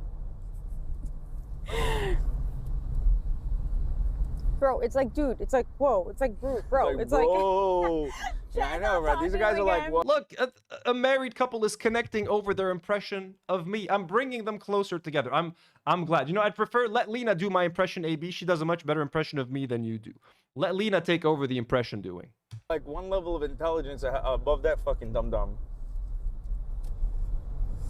Leppy said, you guys don't need to prove yourselves. I wanted you guys to debate to put him in his place, but I realized he's just gonna follow snark shit. Yeah, so Leppy's They want them to debate me, to put me in my place. What are they gonna debate me about? What is AB gonna debate me about, man? Put me in my place? Jesus Christ. the one that came into chat and said that, let us know that Millhouse is... Listen. There was a time where I would have had a discussion with him. I wouldn't want to do it on camera, but just discussion with him. But nah, what the fuck?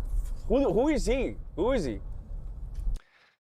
AB, you know who I am. You watch the stream all the time. Come on, man. And I also would have been down to have I realized that having a discussion on camera would have been impossible anyways with Ethan and stuff. I would have had a conversation offline, definitely. At this point, there's nothing to be gained. Not gained like not like follower wise or view wise. There's nothing to be gained. Like, let's say me and AB talk. What's gonna happen? Is he gonna talk to Ethan? Is he gonna change Ethan's mind?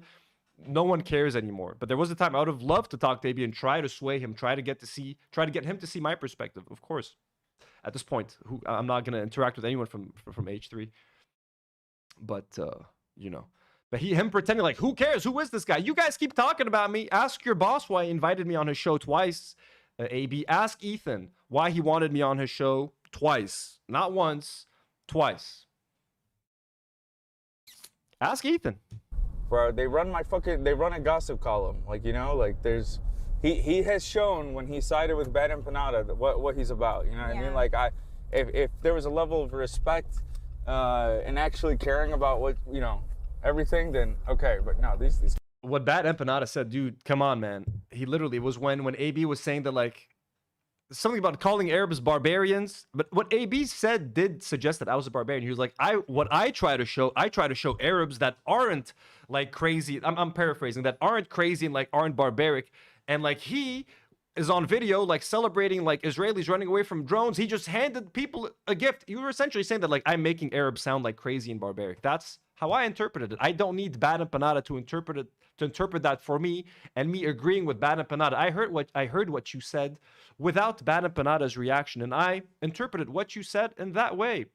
It's, to me, that's still something that I can move past. I don't give a shit, dude. I don't give a shit. Ethan has called me a bigot and an anti-Semite on his podcast to 600,000-700,000 people. I've been called worse things by more influential people. So I don't really care what you tell your audience about me, but I just wanted to correct the record. You guys don't give a fuck. It's about views. I reacted to what you said, and I disagreed with it, and I took it a certain way. Machas Bad Empanada. I don't care what Bad Empanada has to say. Again, old friend of the show, Bad Empanada. They gotta pay the bills. Like he said, he quit his job for this. So again, that's someone in his chat keeps suggesting that. So he said, like he said, he quit his job. I never said I quit my job, AB. I told you can maybe afford to quit your job. I said that I'm streaming full time, and again, I'm streaming full time because we lost our jobs, AB. Me and my coworkers got let go, did not get paid our final salaries, and I was lucky enough to have a vibrant YouTube channel that I could stream on, make content on, and still survive and not have to rush out to find a job. If I could find a nice job right now in Lebanon that I can work part-time, balance my job, something that interests me, and do YouTube, I would love to do that. I would not say no. I'm not against working. I'm not against getting jobs. Let me tell you a little bit about Lebanon, the country that you live in. Salaries are very low in Lebanon. Lebanon is experiencing a hyperinflation. It has been for many years. I used to have a very well-paying job. My job paid very well, especially for someone that lives in Lebanon. It might not pay well for someone that lives in LA or who wants to rent an apartment in LA, but I got paid very well here in Lebanon to do my job. And for a few months, I was making very good money on YouTube as well, and I was doing great. I had a full-time job, and I had a YouTube channel, and both were making money. And I did think to myself that maybe one day, if I can sustain this growth on YouTube, if I can make money consistently on YouTube for like 1.5 years to 2 years, I'll then consider maybe quitting my job. Only if I can prove it and demonstrably make money consistently for 2 years. Because who's going to leave a good paying job to stream online? I'm not a fucking idiot. As soon as I came back from my trip to the States, I find out that my company is about to close down and I lost my job. What I was planning on doing, ideally, I was going to ask to work, and I shouldn't be explaining any of this. I was going to ask to work part-time. I would have made a little bit less money from my job, would have given me more time to focus on YouTube, and that would have been sort of the best of both worlds for me. Keep experimenting for a few months, maybe over a year, and if YouTube proves to be successful, to be lucrative and consistent, then, only then would I consider leaving my job to do YouTube. I'm not out here trying to fucking tell people to like quit their jobs and do. I have 30,000 subscribers, man. I would never recommend anyone to quit their job and do YouTube full time unless you have maybe 100,000 subscribers, a very consistent revenue stream via ad revenue, via merch, via Patreon, via memberships, all that sort of thing. I was put in a position against my will where I was forced to rely on YouTube. I can go out and look for other jobs right now, but the problem is, again, hyperinflation. There are no good salaries in Lebanon. The salary that I used to get paid for my old job does not exist anymore, at least not for the job that I want to do. Okay? I'm not going to, if I go out right now and try to find a job that pays like my old job, I'm not going to find that job. So I'm not going to put myself in a situation where I have to do a job that I don't want to do to get paid a salary that I don't want to get paid. I'm going to get paid less than what I'm worth. So I'm taking my sweet time to try to find something or to try to build my own thing on the side. To not only have to rely on fucking YouTube, AB, but stop fucking peddling this fucking... He keeps saying it on the show as if to try to make me look dumb, like this fucking idiot left his job to just do fucking streaming. Fuck you, you fucking dumbass. And I'm gonna fucking send you a super chat next time on your live stream just to let you and your audience know that no, I did not quit my job to stream. And I would not recommend anyone to quit their job to stream because that's a fucking like dangerous fucking thing. When I told you that you could maybe consider leaving H3, it's because you have a fucking 100,000 subscribers on YouTube. You are part of one of the biggest podcasts in the world. I thought, like an idiot, that maybe a guy like you could actually garner an audience, but you get less fucking views than me because you're a fucking charisma black hole, man. Okay? I thought, like an idiot, that maybe someone who's been part of the biggest podcast in the world for like 5 or 6, 7 fucking years could maybe get people to give a shit about his stream, but I was fucking wrong. No one gives a shit. So no, don't quit your job because you're going to fucking starve if you quit your fucking job and try to depend on people and H3 fans to support you. You shouldn't quit your job. Okay? And fun fact, my whole life in Lebanon per month costs less than your fucking rent in Los Angeles. I can survive a whole fucking month in Lebanon, pay my rent, pay my bills, go out, put some money aside and save money. All of that does not amount to what you pay to rent your LA apartment. So the calculus for me is way different than it is for you. At this point, seeing how you stream, seeing your content when you're on your own without Ethan, without the rest of the H3 crew, you're horrible. Your streaming career would fucking crash and burn, man. You want to make fun of my views? Go ahead. I'm not part of the H3 fucking podcast. I don't have 100,000 subscribers on YouTube. I don't have hundreds of thousands of followers on Instagram. I wasn't one of the fighters in Creator Clash. I didn't used to be friends with iDubbbz and all of that sort of shit to garner more viewership. And I hate making fun of views, man. I don't like fucking making fun of views because YouTube is hard. Making content is hard. It is taxing. It causes anxiety. Like, I used to have a full-time job. I'll be honest with you guys. I never worked as hard at my full-time job than I do streaming, because streaming, you have to be on. You have to be activated. I have to be entertaining and engaging for hours on end. My job, I worked with a team. I could slack off one day and the rest of my team would pick up the slack. I could take paid time off. There's no paid fucking time off on YouTube. I don't get 20 days off for Christmas that are paid. I don't get 15 or 20 days of paid vacation per year. Every day off I take from streaming is a day where I don't make money. Good luck with that shit, AB. I thought he could do it months ago and I was like, yeah, you should quit. You and Lena will be fine. Don't quit. I take it back. Don't quit, AB. You will not make it, man. You will not make it. Especially not with your spending habits. Shit, man. Goddamn. You know what I'm saying? So no, I did not quit my job. I do not recommend people to quit your jobs. And I take back what I said about you quitting your job because you are not made to stream, my guy. You've been offered an opportunity on a golden fucking platter. You are on a podcast that has millions of subscribers, hundreds of thousands of viewers. Let's not say millions of viewers anymore. And you've squandered that opportunity. You have failed to turn that opportunity into a successful fucking YouTube channel or career. Olivia might be able to make it. She's got charisma. Ian might be able to make it. His new channel, On the Porch with Ian. You know, Cam, I feel Cam can do some good stuff on his own. You cannot. You are unable to. You spend your time streaming in your car and in your bathroom, reading negative comments about yourself, being a fucking bitter asshole, okay? Complaining about me for trying to help you and your dog. Get the fuck out of here. Call ASPCA, A-S-P-C-A. What the hell is that? No, I'm guessing it's like the CPS. So. Someone in his chat said call ASPCA, A-S-P-C-A. What the hell is that? So someone in my chat asked to call ASPCA. No, I'm guessing it's like the CPS for nice. Wait, that is so interesting. You guys would want to take a dog. They think I want to call CPS for dogs and get their dog taken away. You just fucking watch the stream. Just fucking, if you guys want to talk about me, listen to the segment and then comment on the segment. Don't just spout out bullshit because you're trying to fill time in your driving stream that's 8 hours long that no one gives a fuck about. God, you guys, I was starting off in such a good mood. I was trying not to be a dick. Maybe just pisses me off with this. He quit his job to do this. No, I did not fucking quit my job. Way to make fun of an Arab person that is struggling in the Lebanese economy, living in hyperinflation. You are victimizing me. Why are you making fun of me? I live in a bad country. That was stupid. Dog out of a loving home.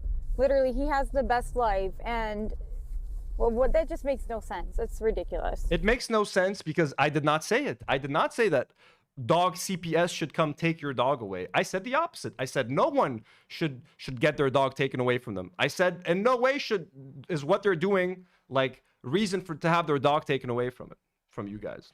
I literally said it. You can go watch it if you want. It's right there. My dog is not going anywhere. All I'll say is try me, bitch. All I'll say is try me, bitch. Try me, bitch. Yeah, very, very badass. AB, super badass. Didn't AB like an old security guard like yelled at him for skateboarding somewhere? And he's like, yes, sir, yes, sir. AB, come on, man. Come on, my man. And yeah, why don't you? Someone is saying, yeah, like ecar09098, and I don't mean to say this offensively, but like, sorry, but Lena's job is to pick up dog poop while her boss goes on ChatGPT site. Like, yeah, again, AB, you want to be a tough guy? Tell Ethan to not make Lena pick up dog poop on camera and have to crouch so that she doesn't appear on camera while she's picking up the dog poop because your boss is too lazy to train his dogs, or to put them off camera where they can shit on the side of the studio at least. But no, she has to pick up the dog shit on camera. And you hate the guy who points it out. You hate the guy who points it out because you don't point it out. And you hate the fact that I am more concerned about your wife's dignity than you are. And fuck, take that to the bank. I am so fucking sorry to even fucking put that out there. But like, yeah, man, it seems like I'm more concerned of how your wife is presented on the show that you work for than you are. And that's shit. I surprised myself with that one. But like, you ain't got nothing to show on that. What do you want to fucking tell me, bro?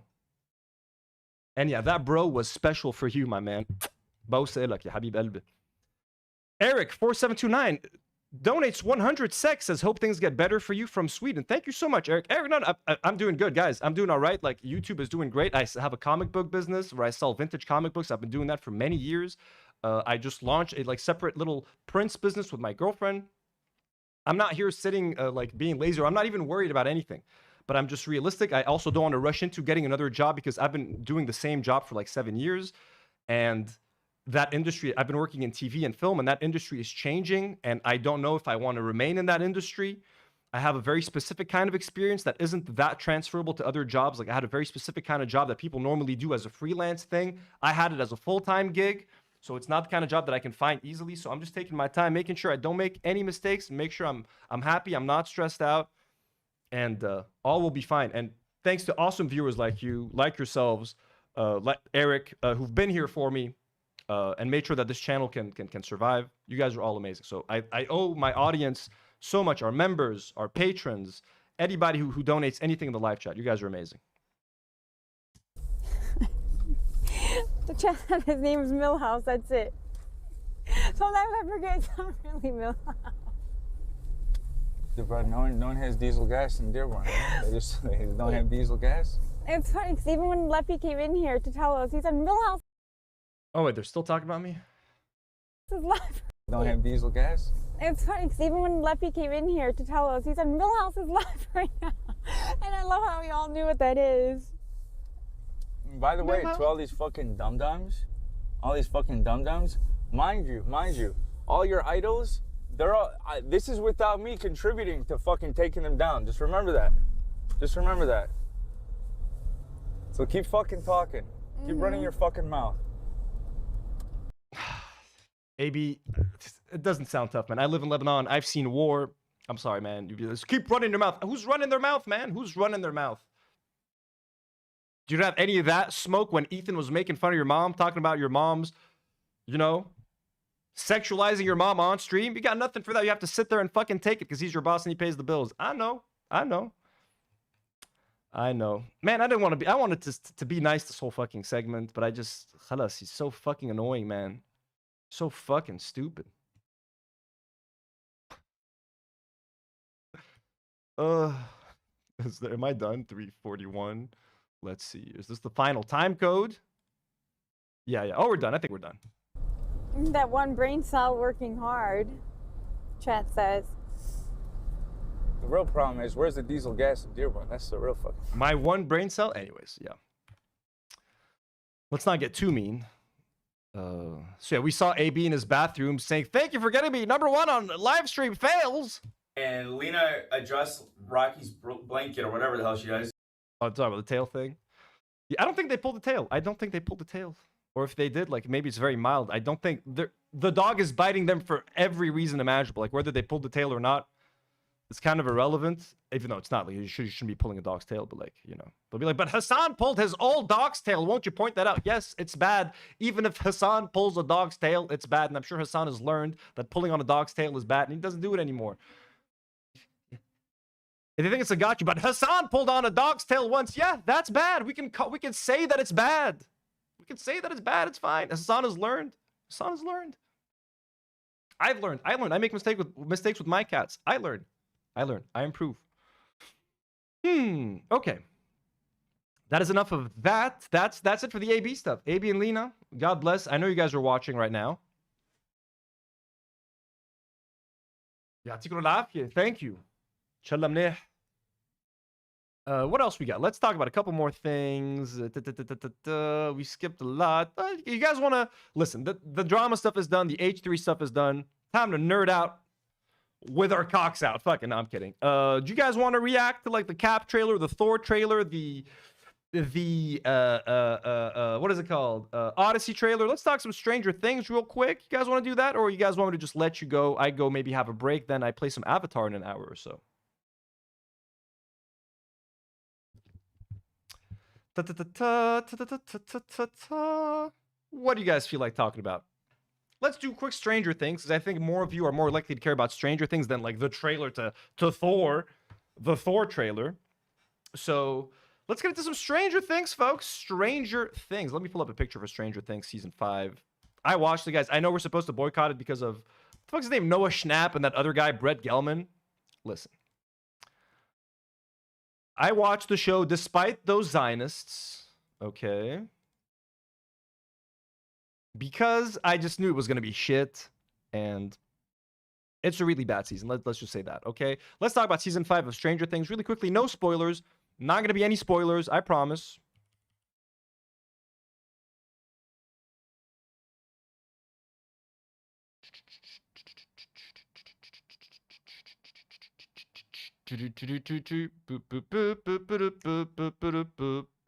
Okay, so Stranger Things season 5. Open image in a new window. Sorry, let me just do that.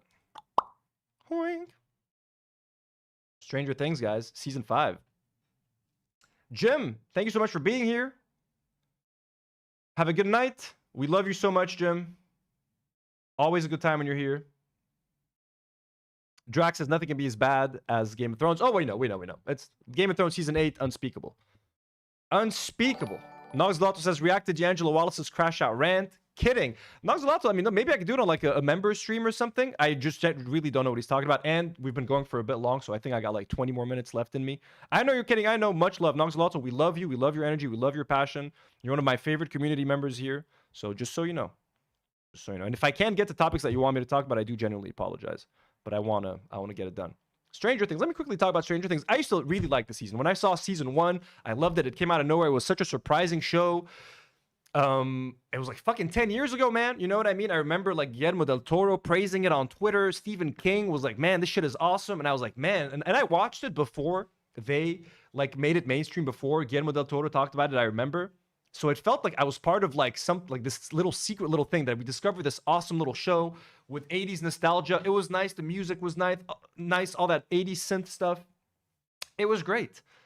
And then, you know, just like any show that does well for Netflix, they kind of milked it and they made a second season. The second season wasn't great. It was very repetitive. Season 3 was better than season 2, but still not great. Didn't recapture the magic of season 1. The kids were getting older.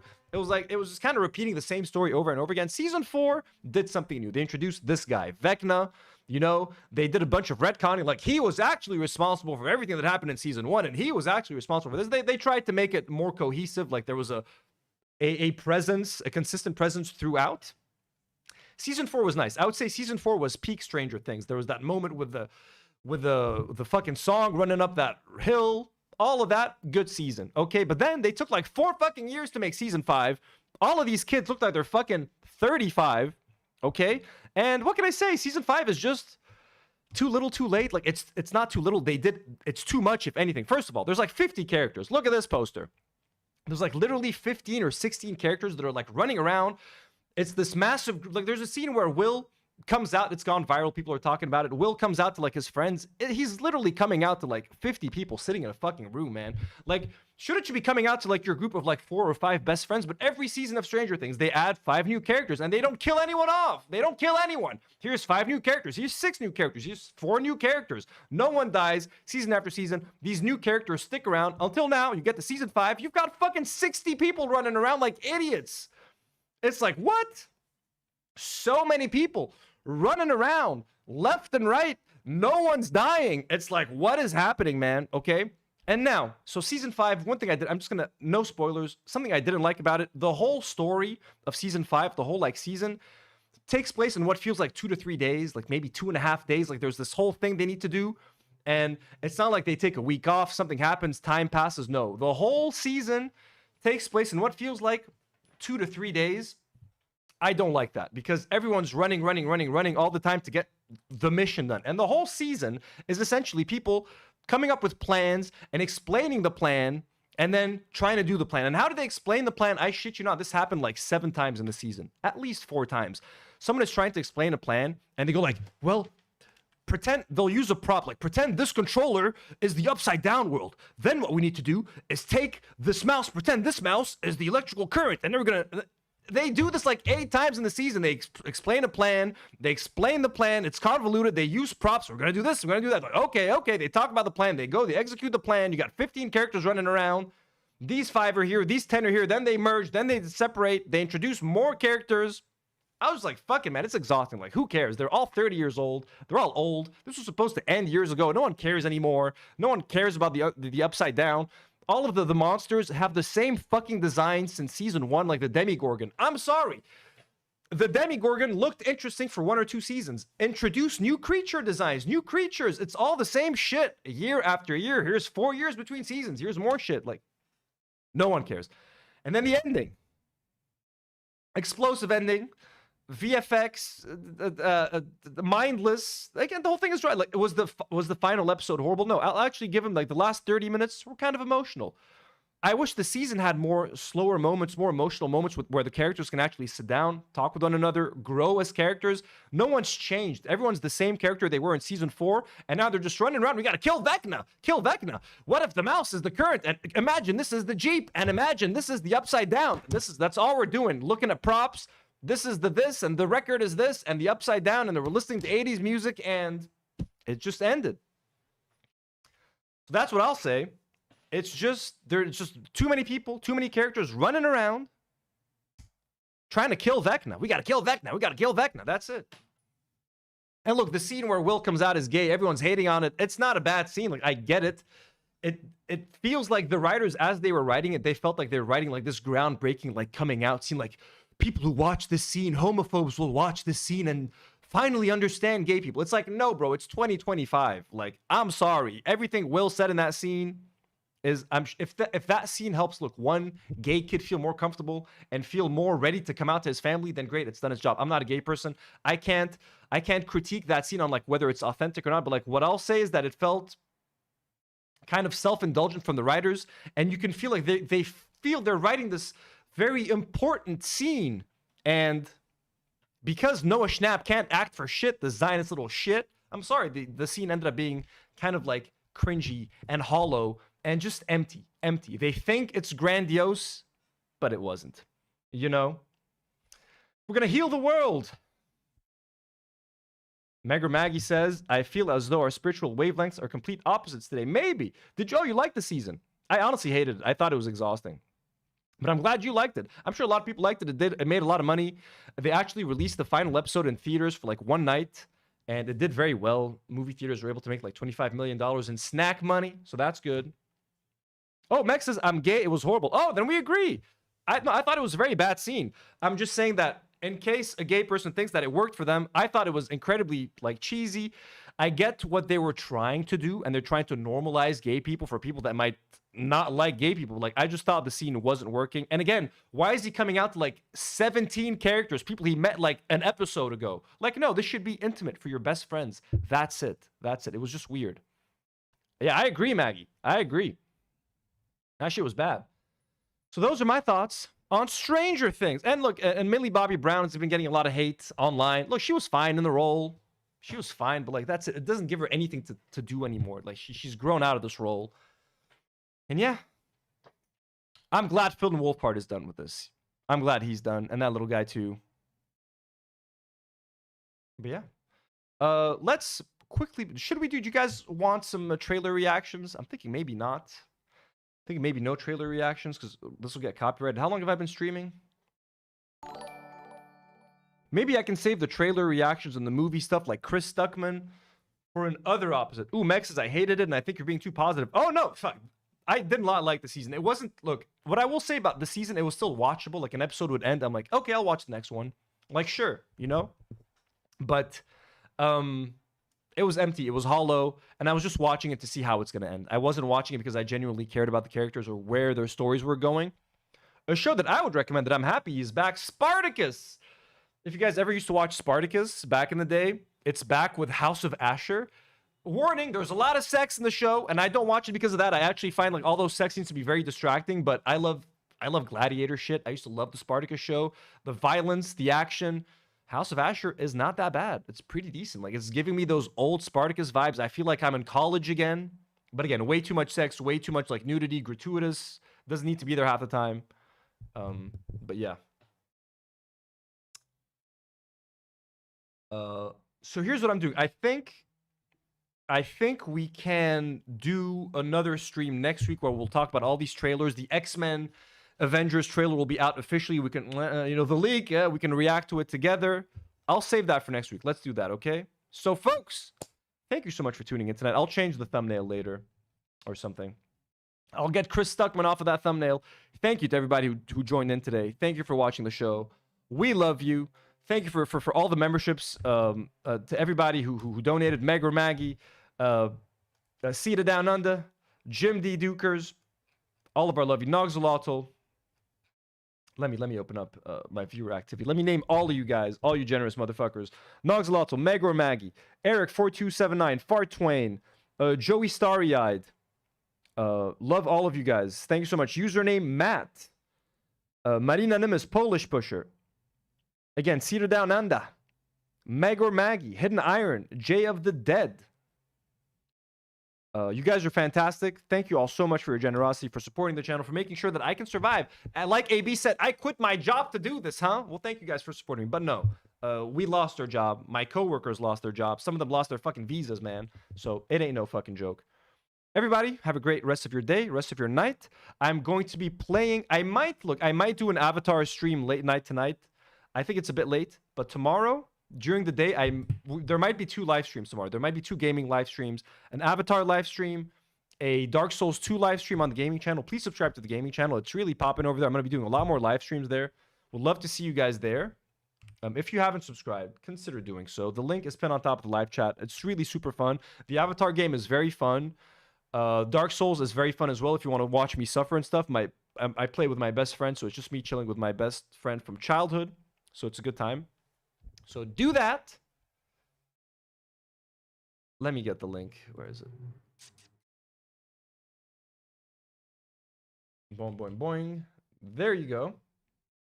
Have a good night, everybody. We will see you tomorrow. And the rest of the movie trailers, we'll just do a whole special live stream for that. We'll nerd out with our dicks out, all right? Whoever wants to watch Marvel stuff with me. Odyssey. Yalla. Have a good night, everyone.